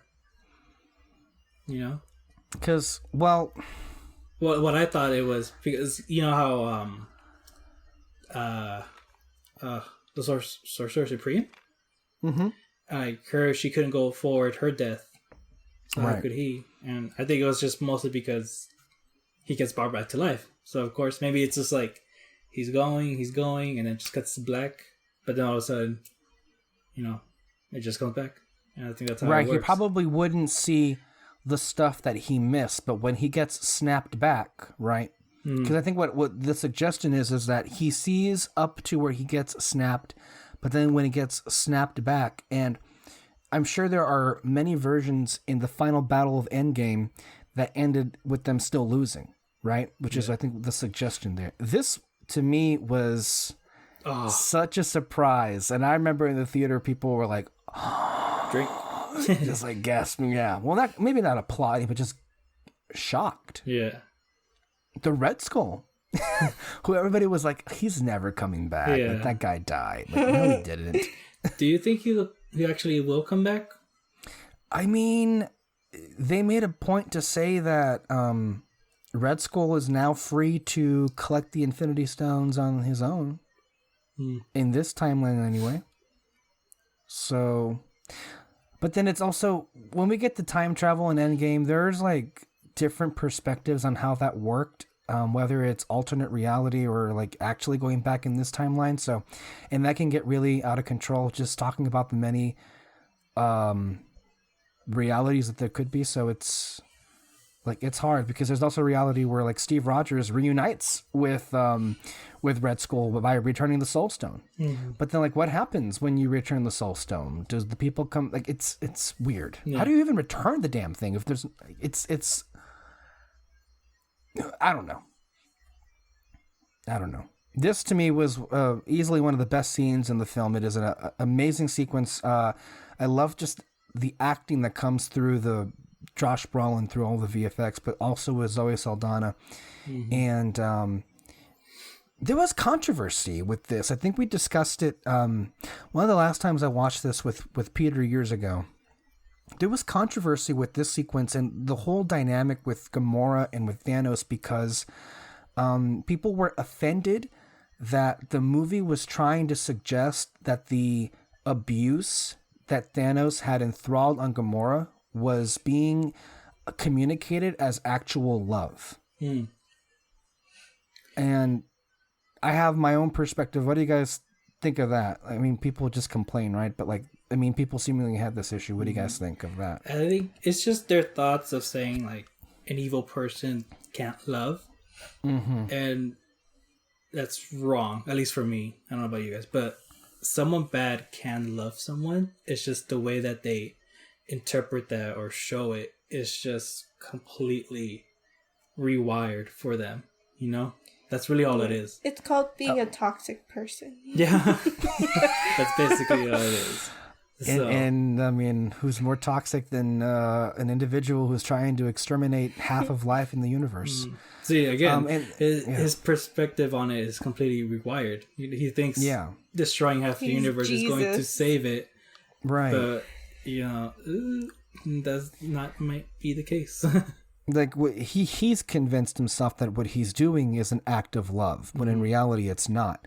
And when Gamora says to him, when she realizes that, I think for maybe for the first time, she actually realizes that Thanos thinks that he loves Gamora. And like her version of love is definitely not what Thanos think it is to be, because like he's crying, he's in torment here. But if you love someone, would you? I think people had an issue with the whole thing because, like, if you love someone, are you really going to throw them over a cliff for a stupid rock? But again, that's Thanos, right? That's his own way of thinking and his own like philosophy or whatever. But I think I don't think the movie is trying to say that the relationship between Gamora and Thanos is true love. I think what's communicated is that Thanos, in his perspective, definitely loves Gamora as a daughter. Like, she's the only person he cares about. Yeah. Not and that's the point, the right? only Because he person sacrifices he loves, her to get the stone. You know what I mean? The music here. By the way. Oh God. Some people complained in Endgame that they didn't like the reuse of the music. with including some personalities on this podcast, which there's a previous version of the commentary of Endgame if you want to listen to that, which I completely disagree with. But go ahead, David, because I agree with you. Yeah, not just the decision to kill off Black Widow, but like they specifically don't not like that the music was reused for Black Widow's sacrifice and then of course Gamora's death. But like that's the thing though. It's not Gamora's death though. Again, this is Thanos' movie, so really it's Thanos' sacrifice. The both songs is not about death. It's about sacrifice. You're right. Yeah. So that's why it never bothered me to begin with. And also, Moreno said it best. Gamora's not dead. We have Gamora back in Endgame. Right, so it's how could it be her death song if she is dead? I mean, she's come back to life. Even though this is Thanos' sacrifice, it is very tragic what happens in this. And it's tragic from different perspectives. Mm-hmm. Yes, Thanos is sad, but ultimately he gets what he wants. But he's sad that he had to give up the only person he cared about. And then for us as audience members who love Gamora as a character, it's tragic for us that she dies like this. And it sticks. Mm-hmm. And then with Endgame, the whole thing, even though it is reusing that movie, but it is Black Widow's sacrifice, and you're so right about that, but that's meant to be more of a heroic sacrifice rather than a tragic, even though as a Black Widow fan, I'm sad that I lost Black Widow. Yeah. But ultimately, it's her moment to save the universe, which is what her story is. Which is what Thanos is also doing. Yeah. He thinks he's saving the universe. Yeah, exactly. By the way, Moreno is, she has some ties to this. I love this beautiful line right here by Okoye when she thought that when we opened up Wakanda, we'd get the Olympics, or at least the Starbucks, which, I mean, it's hilarious, like trademark Marvel. But like, you have to imagine that even though like Black Panther is not one of my favorite Marvel movies, I would love, as a Disney Parks fan, to see Wakanda realized in some way in Disney World, because they have the space. It has to be big, obviously, but like, I can only imagine at Animal Kingdom, Wakanda, the world of Black Panther, like that has to happen at some point, right? Mm. What do you guys think? I think with Avengers Campus, they can definitely just show off the technology of Wakanda. Yeah, I mean, but it's not going to happen in California. We don't have the space for that. But I feel like to do a Wakanda, like, let's say they just flat out recreate Wakanda. Would you guys not like to see that, or I'm just asking you that question? Like, would you like to see? I don't know if recreating the whole area, right, or like all of Wakanda. I would love to see maybe like Shuri's lab, right. I would love to see that, but I don't know if I'd like to see like Wakanda. Yeah. Unless they do because I like the idea of Avengers Campus, because it's like not one person's location, like it's all of theirs. Mm-hmm. But yeah, I don't know about that. I think what's most important though is that you get that African culture within the technology that they put in either Avengers Campus or with any other park. Just show Wakanda. It's very futuristic world, basically. How would you realize that? That would be challenging. This is the beginning of the Battle of Wakanda, which that is the safest place to be. Yeah, and even then, it's I love how that shield holds up, though. Yeah. Like, it just reinforces just, like, Wakanda is... have you guys ever seen Dragon Ball Z? Yes, I have. So, like, Wakanda is, like, the equivalent to the MCU as, like, Kami's Lookout is to our Z Fighters. Yeah. Like, Kami's Lookout is, like, the home base of that series. And, of course, this would be the place where Cap would think to go because he's been in Wakanda. Beforehand. Again, everything just fits so perfectly with this movie. Right. Oh my god.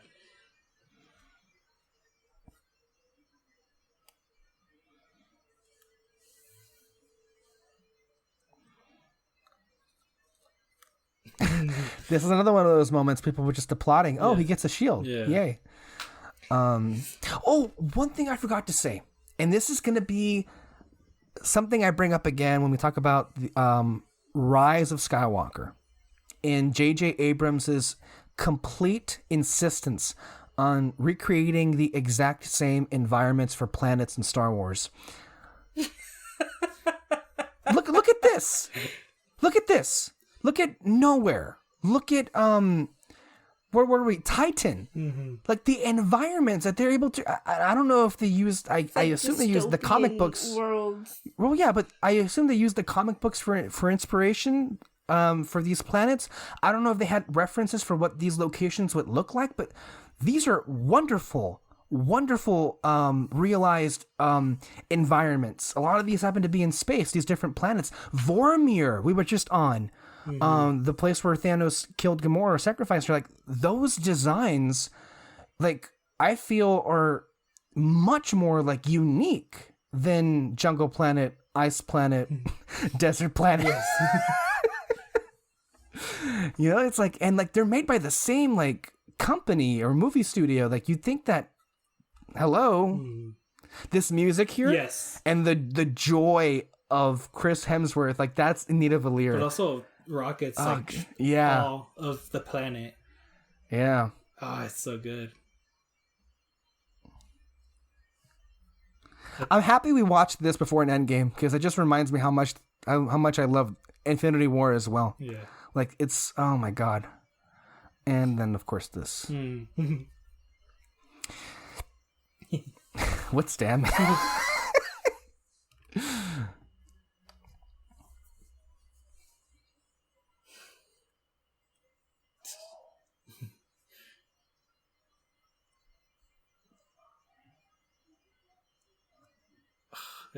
That's a good line right there. Just like, just how desperate he is. He's got to do it. And a lot of these people are desperate right now.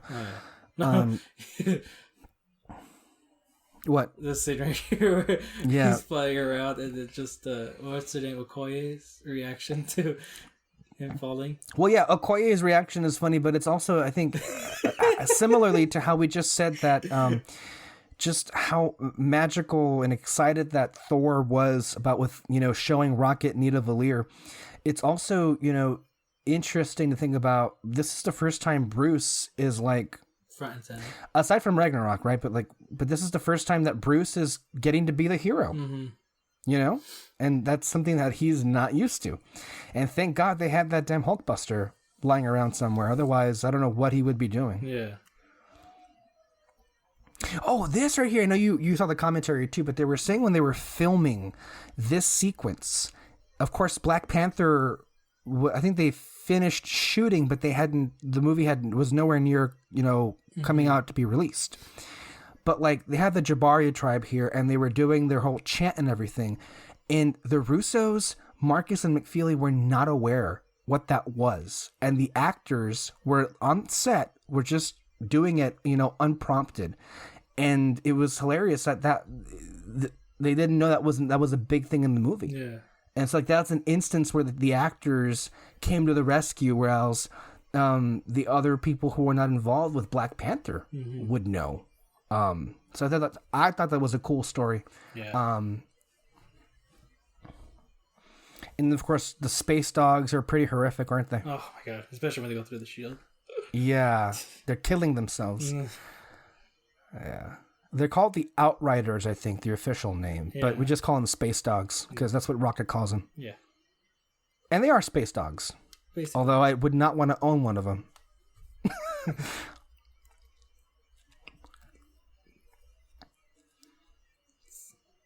One of the few lines that people always repeat. Except, aside from Wakanda Forever. Yeah. That's the other one that goes on. Poor Chadwick Boseman, just dealing with that for I know. For the rest of his life. The rest of his life, yeah. But like, I don't know. I mean, that's like a cool one. That's not a bad thing to be mad at. Yeah. I mean, that's not. Yeah. I mean, it's understandable, but at the same time, like, you know, you just gotta go for it. Just do it. And like, out of everybody, he's like the only one that has like something. That's true, actually. Has what? I'm sorry. Has something what? Has like an iconic like thing that people do to recognize the character. Oh, and yeah, that iconic line. Yeah, yeah, for sure.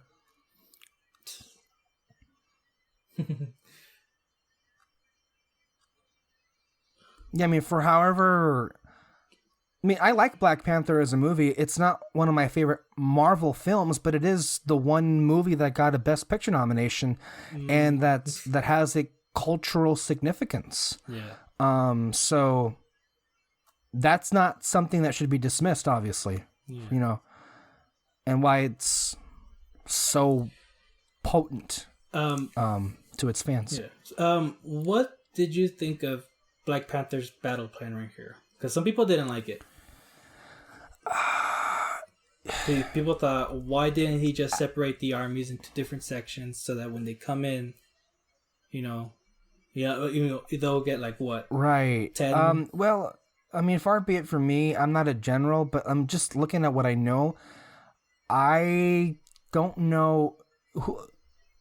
Do you get the impression that the army that we're seeing right now is bigger or smaller than the army of the Black Order? I think it's smaller from the Black Order. See, that's why it's like if you already have a smaller sized army and you're splitting that up when the other guys seem to have an infinite number of soldiers, you're putting the city in danger. Mm-hmm. And I think at the moment...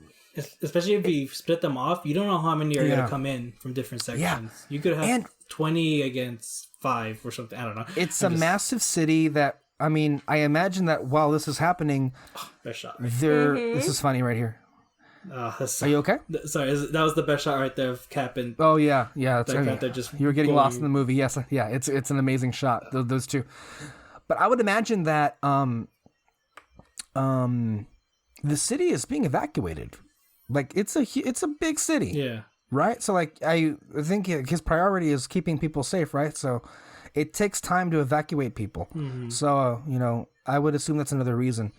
And also, if you do that, I mean, it kind of, it throws off what is also happening in that sequence. Real quick, though, I love Peter Dinklage, or Eitree's, reaction right here. Only if I die.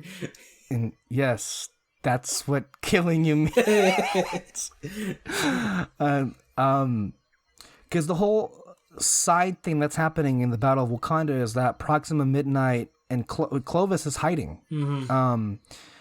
And they're trying to get Wanda onto the battlefield so they can go capture Vision and get the Mind Stone. That's the whole thing that's happening there. So, yeah. And then also from the other perspective, it's like I don't necessarily think that would have worked out any better than what they had. I think it's better to just have all their forces out in front, especially later on when those big whatever the heck machines are. They could have just decimated all the different sections of the army. Also, the women were cheering in this scene because of Chris Hemsworth's muscles. So. That's a question I wanted to ask Moreno because Kyle was we were having this discussion. Do you prefer Thor with long hair or short hair? And this could be for character reasons or for just hotness reasons, I guess you could say. What do you think? I think I am saying short hair because the wigs that they gave him were god awful. God awful in general, or like it killed the attraction, if there ever was one. I was never attracted to him. Or do you think it made him look less hot? I don't know. No, that's the right question. Even with short hair, I'm not it's not I not that I don't find him attractive, but it's not it ain't for you. He's not Chris Evans and he's not Ant-Man. Sorry. But whoa! Wow! Not Ant-Man. I mean Paul Rudd. Paul Rudd. Yeah. But and he's not Kylo Bay. Well, no. But yeah, with the wig, it made him weird, and I said, the wigs that they gave him were not the best quality. Well, what did you make of the wig in Endgame? and Endgame. Well, that one was like more reasonable because the character changed. Yeah. So like it went with it, whereas the other ones like I don't know. And then they like bleached his eyebrows in like the first one, I think. Oh no. Yeah, the first movie was weird. How he looked. Yeah, it was. I actually didn't notice. So no, go back. You'll notice it. Yeah. Like, if you have it side by side, you'll notice it. So I prefer short hair only because I don't know.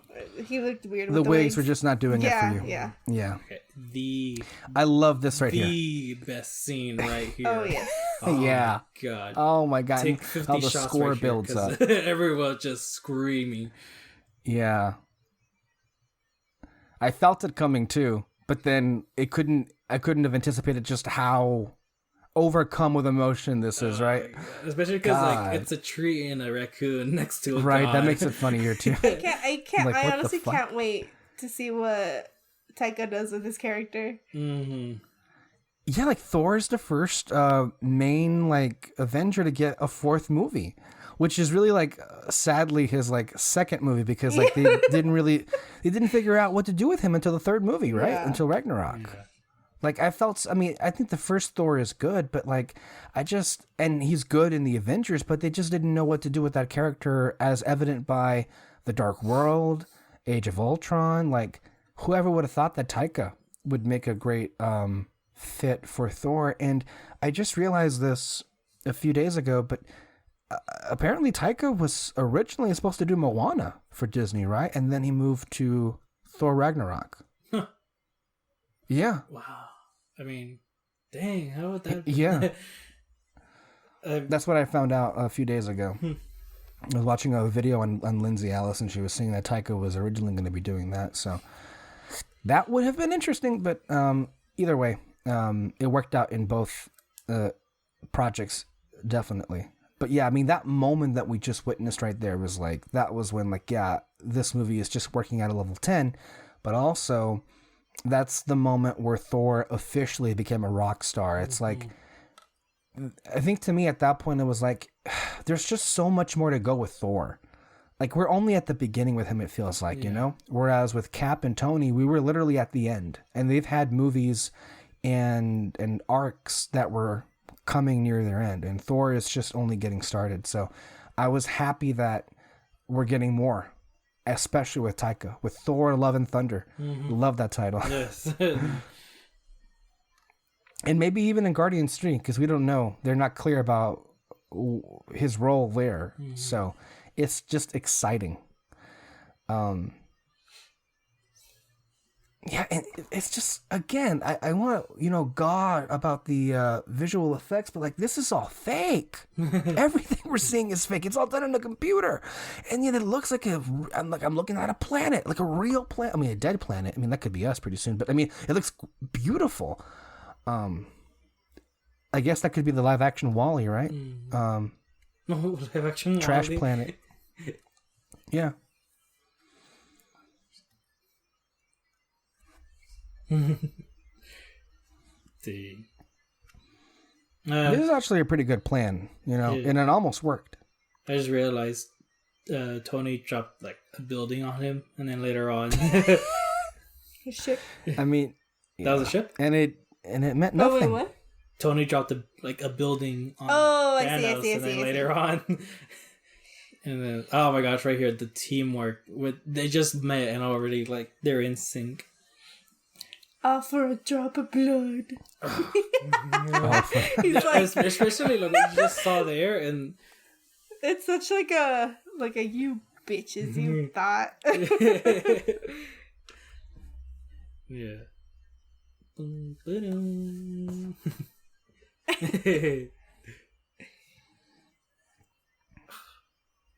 Oh my gosh, right here, everyone like just screaming. Oh, more magic. More magic with a kick. Magic with a... Oh. Oh, man. And then everyone, like, just screamed at that part right there. Because, how dare you hurt the cape?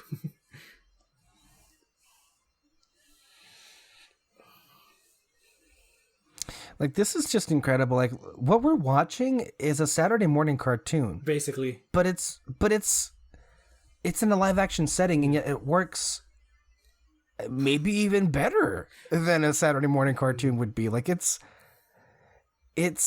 to me, I think that's an achievement. Oh, there's Nebula. This is the saddest line right here for me, honestly. It would have been a waste of. Oh man, that's such a sick burn, though. Yeah, it is. Oh, right here. Where is she? I think he's even more angry at Nebula now because, like, damn, I wish I could have just killed you instead, Yeah. Gamora, Honestly, to get the Soul Stone. Yeah. Right here, this is my favorite part of Josh Brolin's acting. I don't know why. I just kind of like... Josh Brolin? Yeah, just because, again, yeah. the CGI work is amazing, and just, like, when you hear the anger coming through... Well, like, here's how good it is. When I saw this with Peter and Kyle, not in the theater, but at home, when I got it on 4K, when the home release, one of the things that Peter was, like, raving about was... We saw it in the first scene of the movie. The VFX and the quality is so good. You can see it in the shot if you can see it. You can see the hairs on Thanos' arms. Yes, I noticed that too. Oh my god, and you see the stubble in his beard a little right there. Like, it's... How does he shave? I don't know. I wouldn't ask that question. It might be disturbing. But to me, it's like the visual effects again. Just the movie wouldn't survive without them. It wouldn't. And oh god, that thing just looks so fucking real. It's so underappreciated. Another controversial moment. What did you guys make of the hate that came at Peter Quill's way when this film came out? I want to say Tony's reaction right here. I love it. Yeah, I don't know why, but I kind of like the way Tony, he's sort of becoming Captain America in this, because he kind of saying lines of like a soldier would. It's like he has a steady hand in this movie, right? Yeah. Like he's the adult basically in this group. Yeah. Which whoa, I mean that tells you. But yeah, I mean Tony was definitely maturing in this sense, but. Well, I mean, again, though, he's paired up with, like, the dumbest people in the MCU. So, but Peter Quill's thing here, I mean, it's understandable. Because, I mean, he is like Were you one of the ones that was angry at Peter Quill in this moment? Was. Okay. But, like, at the same time, like I said, like, it's understandable. He's a very emotional person. It's understandable that he would lash out. Best shot right there too. Sorry. It's beautiful. Yeah. Oh, Alexis, what do you feel about that? Wait, what? Peter asked, Quill's what do you feel about... Okay. Oh, about him doing what he did? Yep. I guess the question it's is like one this. of those moments where, like in Titanic, where you're just like, scoot over, like he could live. Where in this case, it's just like, no, like just stop. Like you could stop. Like you yourself are talking to him through the screen. It's frustrating. I mean, but I guess that's the point. Yeah. But I guess to me, there's a difference between like you being angry at Peter Quill for fucking it up, which is understandable, but then also being angry in terms of like the writing of it, because to where I think it works for me is that is rooted in Peter Quill's character, him being this big child, and like when he's unloading on Thanos right now, I just think back to Guardians 2 and how he basically reacted to Ego revealing that he killed his mom. And then he just started blasting away like to Kingdom Come without even thinking twice about it. So it's like, as far as like people having an issue that it didn't fit with his character, I'm not in agreement there. But if like you're angry at him, well, yeah, I mean, he fucked it up. And then when he says, did we just lose? Yeah, you idiot. You fucking lost it for us.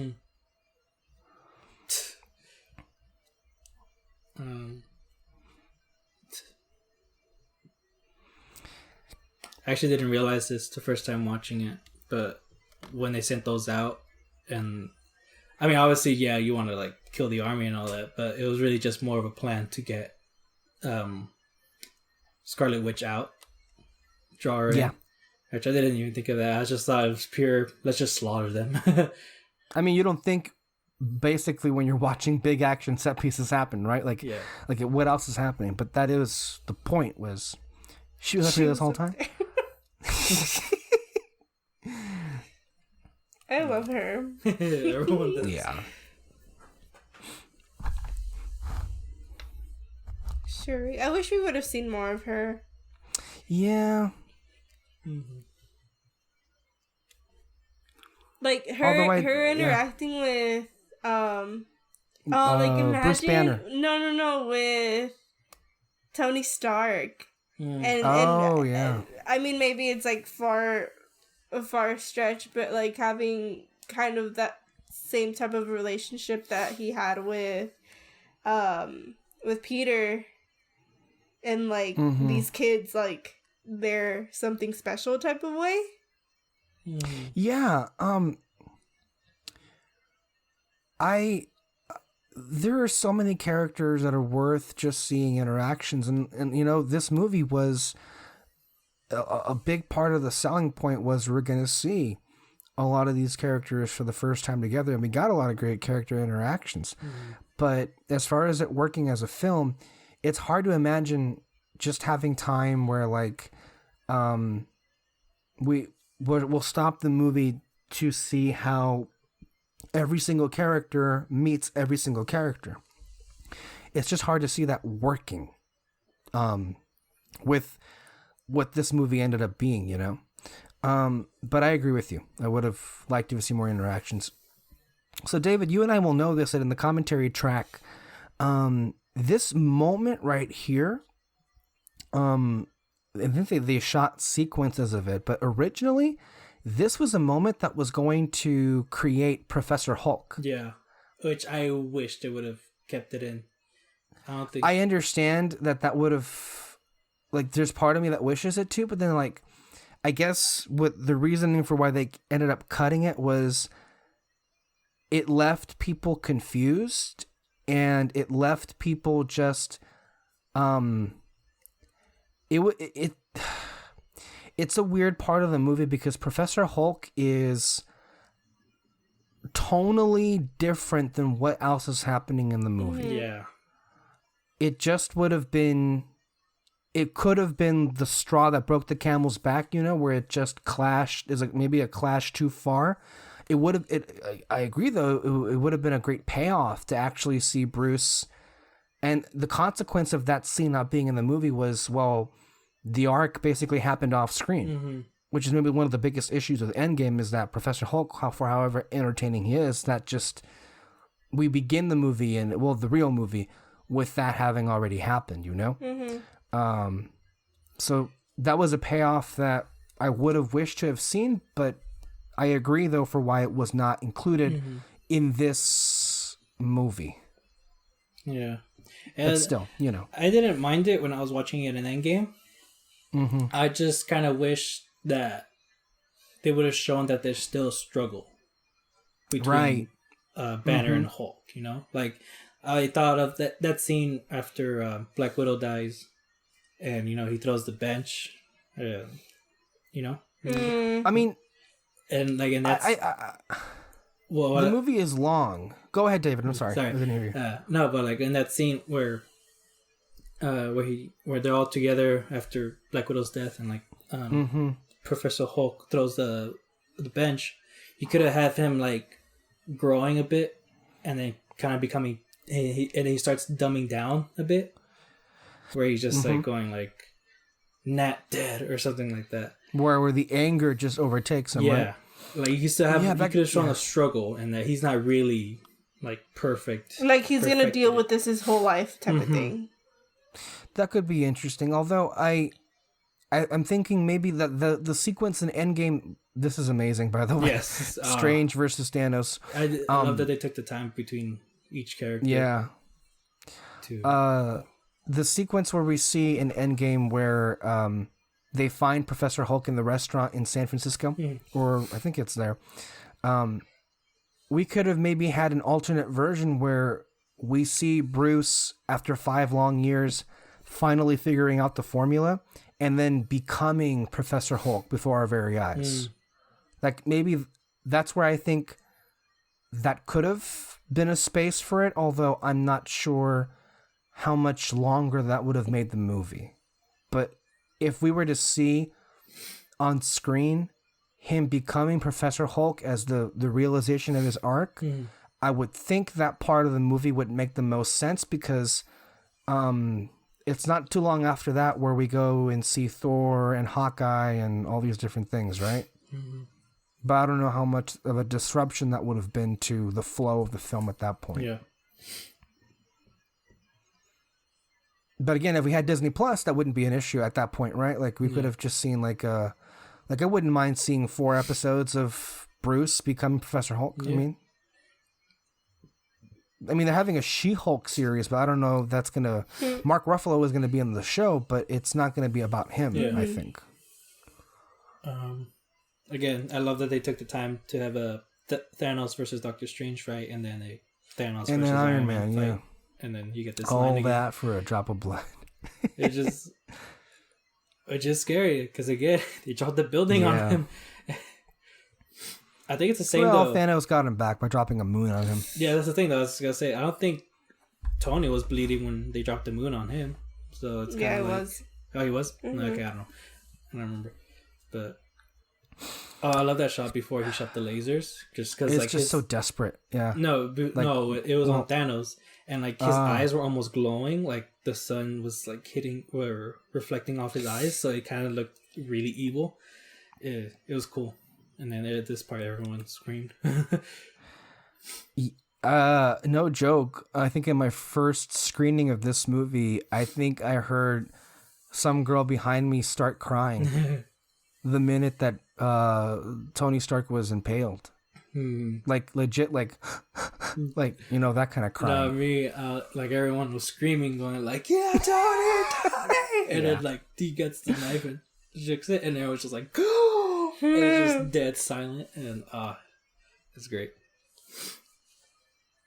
You almost wish that there would exist some kind of devices where we could just capture those initial reactions, and like, so we can like revisit them, because like we're never gonna be able to experience these movies for the first time again, and just like, oh my god, how exciting it was. Well, you can probably go on YouTube and look at.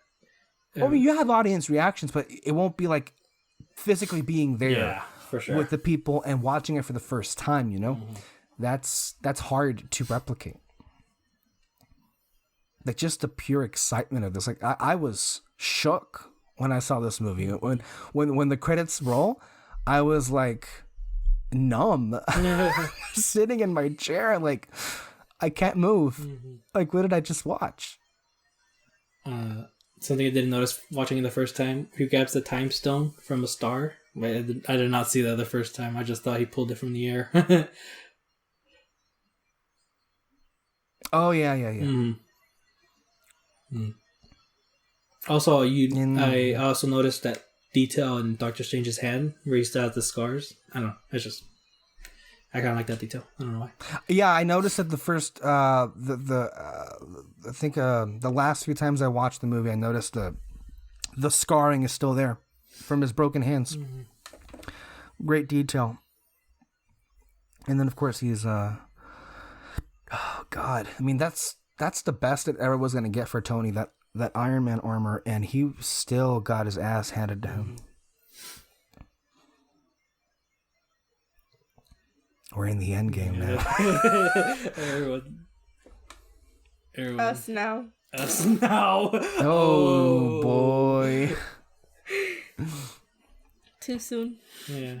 Really too soon. No, I was kidding. We're gonna be okay. Well, we'll be fine. I'm literally like that girl that does the reactions with the meme, like, well, kombucha or kombucha, whatever. Kombucha, yeah. whatever.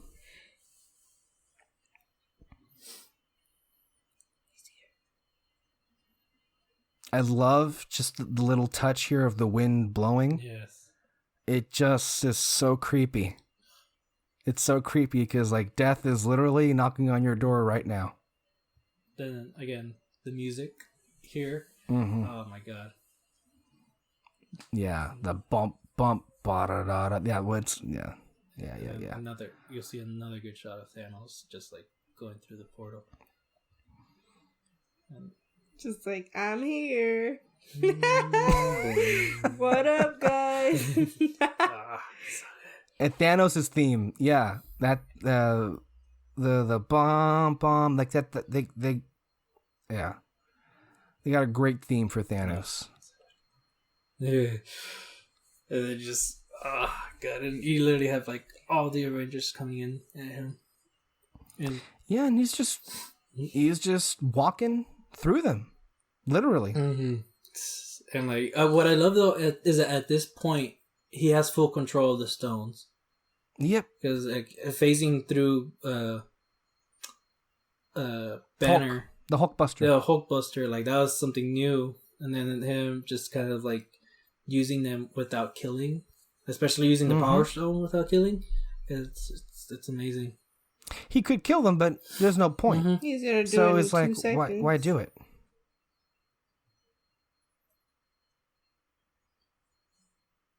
This part gets me. I remember it was the summer after this movie came out, and in the lead up to the Blu-ray release, they were releasing some clips. The clip of Wanda killing Vision, it made me tear up, just like remembering the power of that moment. Like, you know, at the end of the day, Wanda and Vision, while they were, you know, delaying the inevitable being Thanos, obviously, Wanda, even more so than Peter Quill, is the only one willing to do that. And as for however much her heart is breaking right now, and this is where the first time that I think Vision for the first time says "I love you," or where he says "You can never hurt me." And she's actually she's another character that's like Thor, where she lost everything, and now she has to. Well, be here she has to kill her everything, right, to save the universe. And I also like love that line with Vision saying something like, I know it's not fair that it has to be you, but it has to be. And it's just, it has the tragedy of their story. And again, that right there, that reaction, like before he says, I just feel you. Like, for me at least, I don't think it is pain that he's feeling. And again, right here, Steve Rogers actually holding his own. Or I don't know. To me, he's holding his own, but it does kind of longer than anybody else. Longer than anyone else, at least. Yeah. Mm-hmm. Also, another thing, why this whole thing wasn't planned, the whole Marvel universe. You know, before, I think it was before Infinity War, Kevin Feige was saying Captain Marvel was the strongest Avenger. But then after Endgame, he goes back on it and saying, no, Wanda's the strongest Avenger. And you're seeing... Does he say that? Yeah, it was like... he was talking about like, oh yeah, Thanos, he can destroy Moon, but Captain Marvel can move planets or like can destroy planets and all that. Like he was hyping her up to be the strongest Avenger. Mm-hmm. And then after Endgame though, like he basically turns back on that and saying, no, Wanda's the strongest Avenger. You know, for however they were hyping up Captain Marvel, I think Wanda successfully snatched her away, I guess you could say. like walked into that role. But it's like, when I'm thinking about who's more powerful, well, what I think of is Captain Marvel basically can fly in space. I mean, she could too. She's like... It's like hard because they're both basically Infinity Stones, but like the powers came from Infinity Stones. I think the difference is that Wanda has it inside of her, whereas Captain Marvel has it outside of her. It's hard because like we know Wanda and her power set, and while I was never clear exactly what limitations Captain Marvel had. And like she moves spaceships and she flies through space, like she's just seen, and she literally just flew through Thanos' home spaceship and destroyed it like that. Like it just seemed like her powers were limitless. And maybe right? like that's also why now Scarlet Witch is the most powerful, because she has nothing to lose at this point, whereas Captain Marvel, like, it's not the same. Like, Scarlet Witch does it with feeling. I don't know how to explain that. Well, whereas, if we look like, at the Captain Marvel is like, brute force. this is what I have to do, you know? Like a chore type of thing. Well, if we look at what happened in Endgame, Scarlet Witch almost killed Thanos, and Thanos cheated to get out of that situation. Whereas in Captain Marvel, his sequence with her, he tried to headbutt Captain Marvel, didn't work, but then he snatched the Power Stone and blew her away. Yeah. So I guess you could say that in Endgame, we saw Scarlet Witch get the upper hand of Thanos, whereas Captain Marvel kind of lost her way when trying to fight him one-on-one. If we have that example.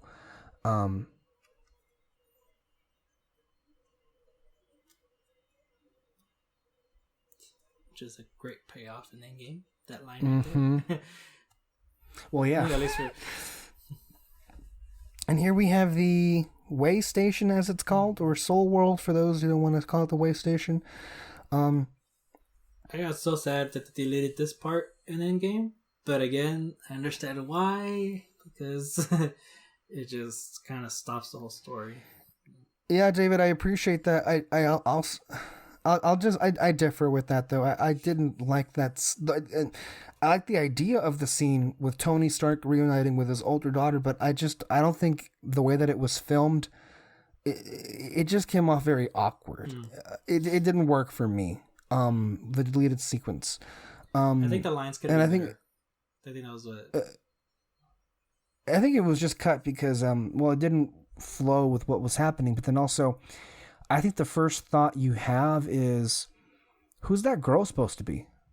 Like, it just would have like thrown people off, even though I think in some instances, in some cases, you could say that it was obvious who that girl is supposed to be, but I don't know. I mean, to me, what I would have liked to have seen more is, so when Hulk, Bruce Banner used this also, and I really want to know who, I guess he saw Natasha in the Way Station, right? Yeah. I would have liked to have seen that sequence, because I think it would have, I know some fans, complain that Natasha didn't have much of a farewell resolution, and I think that scene, again, it wouldn't have, I think, been in the final version of the film because of what was happening, but it would have helped to, I think, alleviate some of people's frustration with Black Widow being killed and her having a final goodbye of sorts to Bruce. Yeah. This is heartbreaking. Yeah. I mean, Cap's face it at all. I think right here, the whole theater just is silent from here till right at the very end. Cause... Yeah. Well, there are some people who die that people are not silent for. Yeah, it's just the shock. Oh, this is fine. I wish that Bucky and Captain America would have gotten a moment together. Like, I know all of, like, Winter Soldier is, like, him talking about Bucky, but, like, it's him talking about Winter Soldier, not Bucky, you know? Right. Yeah. I would have liked to have a moment of some kind, But, like, we got more of a moment with, Falcon than with Bucky. With Bucky, yeah. And I feel like it should have been equal. Yeah. Also, my kind of sad Groot died here, mostly because I think we would have seen him, like, older, like Guardians 1 Groot by Endgame. Yeah, but this is the second time that Rocket loses a Groot. Yeah, I know. But I just kind of want to see Groot back to his, like, grown-up state. Well, we have Guardians 3 coming. Yeah. Maybe. Hopefully. Whoa. Quill? Also, I wish Peter Quill would have lived here too. Mostly because I feel you could have had a good sequence with him regretting what he did. And I mean, you can do that. I think you can definitely do that in Guardians 3. But yeah. I mean, the potential is there, obviously. It's just a matter of real estate, right? With how many characters you have. How many core characters on top of side characters you already are playing with an Endgame. With Endgame, the main thing is the... Oh, God.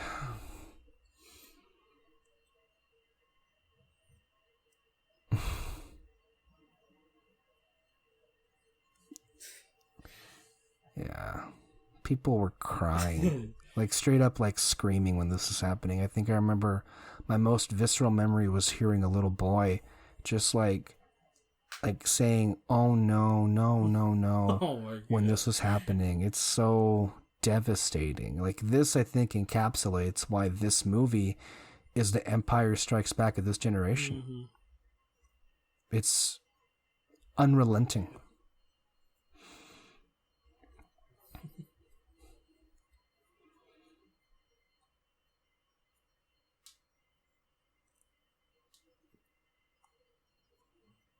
Yeah, and we're just sitting in silence, guys, because that's how the movie is. I mean, you can't really say anything. We're watching a funeral right now. So. This is an exact, what is it?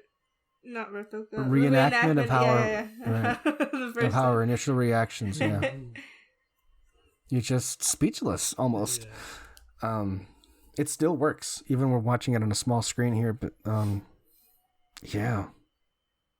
And honestly, it's pretty fucking morbid seeing, like, that Vision body right there. Yeah, it's all gray and just lifeless. And again, the music. The music. I just feel people are just so determined to deny Marvel anything, but like to me, Alan Silvestri's music for both this and Endgame were worthy, at the very least, nominations for best score. Nice. Like, you know, people complained for years about the music in Marvel movies, and I think some beforehand were good, like Henry Jackman and Tyler Bates, who scored Guardians 1 and 2, and then also Winter Soldier and Civil War, and others, obviously the initial Avengers one. But I think that the music for Infinity War and Endgame just hit the stratosphere. Like to me, this is like John Williams level of score for what they did with Marvel. No, I mean, from the past Marvel movies, what's been good about the score with the movies is that they're able to enhance like the big action moments. That's really what I remember the most in past MCU movies. But I think with this one, Infinity War and Endgame, he really tried to tell a story with the music. Mm-hmm. And that's why I think you see like you sort of see certain you sort of hear the same song throughout the whole movie. Like I think that last part right here was sort of the same as Gamora's sacrifice, just kind of slowed down. I think. I mean, I could be wrong. I'm not that good at. Well, I can't tell you how many times I've for both Infinity War and Endgame I've listened to the score. Like I just like do nothing but just listen to the score. Same. I get lost in it, and like to me, the best scores, especially for these kind of movies, are when you're hearing the music with no visual, but you see the movie playing in your head. That to me, I think is the mark of an amazing score, and that's I think another one of the components in the movies that are just not as appreciated, I feel, as they should be. And I know one of the things that Moreno, when we did an initial review on this movie years ago, she was like, you were just I think struck by the slight difference in how they handle the closing credits, right? It's just pitch black. There's no graphics accompanying it, and the music that's attached with it is just, again, unlike anything else in any Marvel movie ever. Yeah, even like walking out of the movie the first time, people just kind of didn't know what to say, and they didn't say anything. And they just walked out, and everybody was just like looking down, like, what the hell just happened? Yeah. Imagine if they didn't make Endgame. They were like, "Oh, we gotta cancel it." There would be riots in the streets. Riots in the streets. And it also would have just been... Hollywood. I mean, with the amount of money this movie made, of course, like... But, like, it would be funny to think if this was the finale. Mm-hmm. Yep, that's it. Yeah. That's over. And I think another one of the things about this movie that's, at least to me, Peter and Kyle don't share this opinion. Maybe you two might not either. But like the reason why I said earlier in the commentary why I thought that Thanos was only going to get like a few stones was because the way that the movies are being sold, at least to me, is that Infinity War was part 1 and Endgame is part 2. And I didn't think like... Yes, they are, but I still think, as evident by other people's experiences with both of the movies, and them being able to enjoy it on their own, I still think that why Endgame and Infinity War work so well, especially when you compare it to like Hunger Games, Mockingjay Part 1 and Part 2, or Harry Potter, Deathly Hallows Part 1 and Part 2, is that both Infinity War and Endgame feel like their own complete stories, even though they are connected very much. Whereas I think that in both the cases of Harry Potter and the Hunger Games, one of the 2-part movies I think suffered as a result of them being split up into 2 parts. And I feel different about it. So with Hunger Games, I really like Mockingjay Part 1, and I just didn't like Part 2 at all.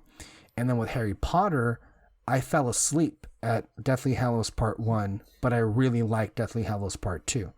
But then in this instance, because, the end of the story, it happened. Thanos won. It was his movie, and this is how it ended. And I think that's one other underappreciated aspect about this. How do you guys feel about that? I don't agree with it, but I do feel that you can't watch this movie and then not watch Endgame and think like, okay, like this is the resolution. Mm-hmm. Right, because the story continues. But I do appreciate both of them, what they did individually. Mm-hmm. Mm-hmm. Yeah. I think I'm trying to remember how many times I think it might have been 4, the number of times I saw this in theaters, which is like at that time tied with I think The Last Jedi with like the number of times I'd watched in the theater. Yeah, no, I think I watched Last Jedi more. Yeah, I saw Last Jedi. How many times? I mean, I saw them both. I literally saw Last Jedi. I don't know how you guys. You might have like divvied in the theater, right? You mean? Yeah. Okay, in the theater, I watched Last Jedi in its first 4 days of release every single day. So like I literally went like Thursday, Friday, Saturday, and Sunday. I almost did that. I know I went Thursday, Friday, and Saturday. I think I only saw it 3 times. I only saw Infinity War twice. Yeah, I think same. Endgame, I think I saw that one 3 times. Same. And then the 3rd time was just us being like, I want to go see it. Wait, let's just go. Yeah. Yeah, let's just go. Let's just see it. Yeah, Endgame, I saw it 6 fucking times. That was the most amount of times. Like it's almost embarrassing how much money I ended up spending on that movie. Not just with the tickets, but also the merchandise. I got like 3 popcorn buckets. Like, it's embarrassing. But I loved it. I mean, I'd never been happier just like throwing money away. Yeah. Because I was watching Endgame. I mean, really. Yeah. No, The Last Jedi, I saw it 3 times. Mm-hmm. I saw it like with him the first time, and the second time with my roommate who like didn't know anything about Was Star it Ashley? Wars. Yeah. How did she like it? I think she liked it, right? Oh, she really liked it. Like, she kept asking me questions, and like I wanted to answer, but at the same time, like I wanted her to pay attention because like things happen. And I was like, I'll explain to you like when it's over. And like her reaction to like every like big scene, it was great. And I was just like, yeah, I know. Well, that just speaks to how great like these movies can be, especially if they're like watching them out of order, whether it be Marvel or Star Wars. Like I mentioned my coworker earlier for the congressional office, and she was also asking me questions, and I was trying to answer as best I could. Again, telling her like I'll explain after it's all over, but like still she was just blown away by the experience of the movie. Oh, I also forgot to mention, it might not have hurt at all that when my coworker and I were watching it, we were watching it in 4DX, which, if you're aware, 4DX is visually, it's like you're watching a 3D picture, but you're on basically this Star Tours-esque seating area where the movie moves with the action that is happening. This movie is kind of all action, right? So it's like, it's so exciting. You have like wind projections, you have rain falling on you, the seats like move. If somebody is getting stabbed, something pops out and stabs you. It's like, it's very interactive. And I wish we had something like that. I'm not sure if we have many of those in the West Coast, but and there was only one of those in DC when I was there. So but that's what I would go. Again, they're a luxury, obviously, but a proponent of those, because to me, watching Infinity War with 4DX just made me like, okay, this is exactly how a Disney attraction would work for the Avengers. Like, hey, here's the story, the Infinity Stones. Don't make it exactly like Star Tours, but like you have they already did the plot. Yeah, I think with Iron Man. Yeah, in China. Yeah. But obviously, like, we know that there is a big Avengers e-ticket coming at Avengers Campus, right? Because they're building the Avengers compound from the movie, and then that's not opening. Well, nothing's opening this year, but the first part of Avengers Campus was opening, and then the one thing that wasn't opening was that Avengers attraction, if I'm not mistaken, which is coming supposedly in the future. Oh boy. Yeah. I'm kind of done. You guys got anything else? You mentioned Silvestri's score is very John Williams. I find that kind of funny because I remember watching Endgame, the credits for it, and my immediate thought is, this sounds like E.T. Like, I don't know if you got that, but you know, when you watch... Which part of the end credits? The whole end credits, really.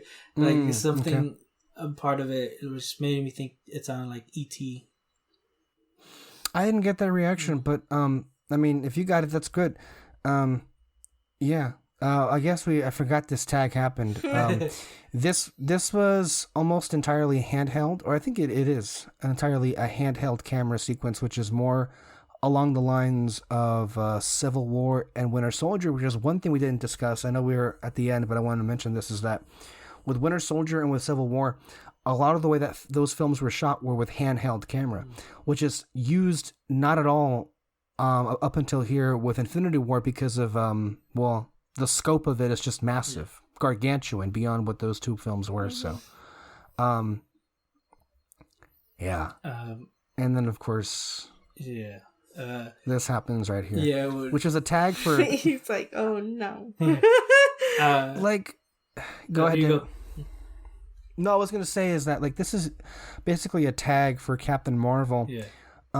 But, like, as far as the payoff is concerned, I don't think this was necessarily accurate, because I think people were thinking that this was going to be a big payoff in Endgame. Yeah.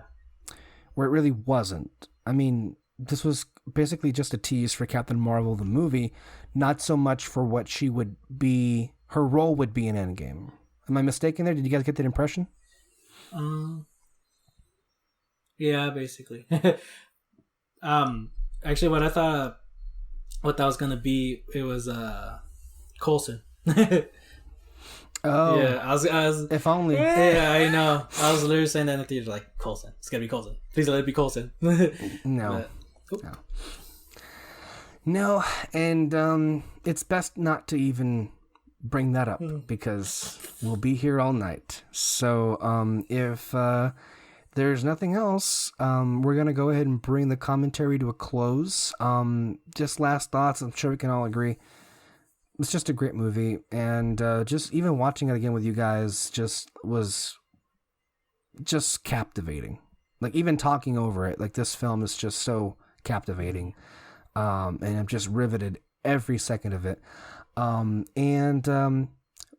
If you like this commentary, we've got more commentaries coming. We've got commentaries on Fantasy Fair with Little Mermaid, Monsters University, and maybe others.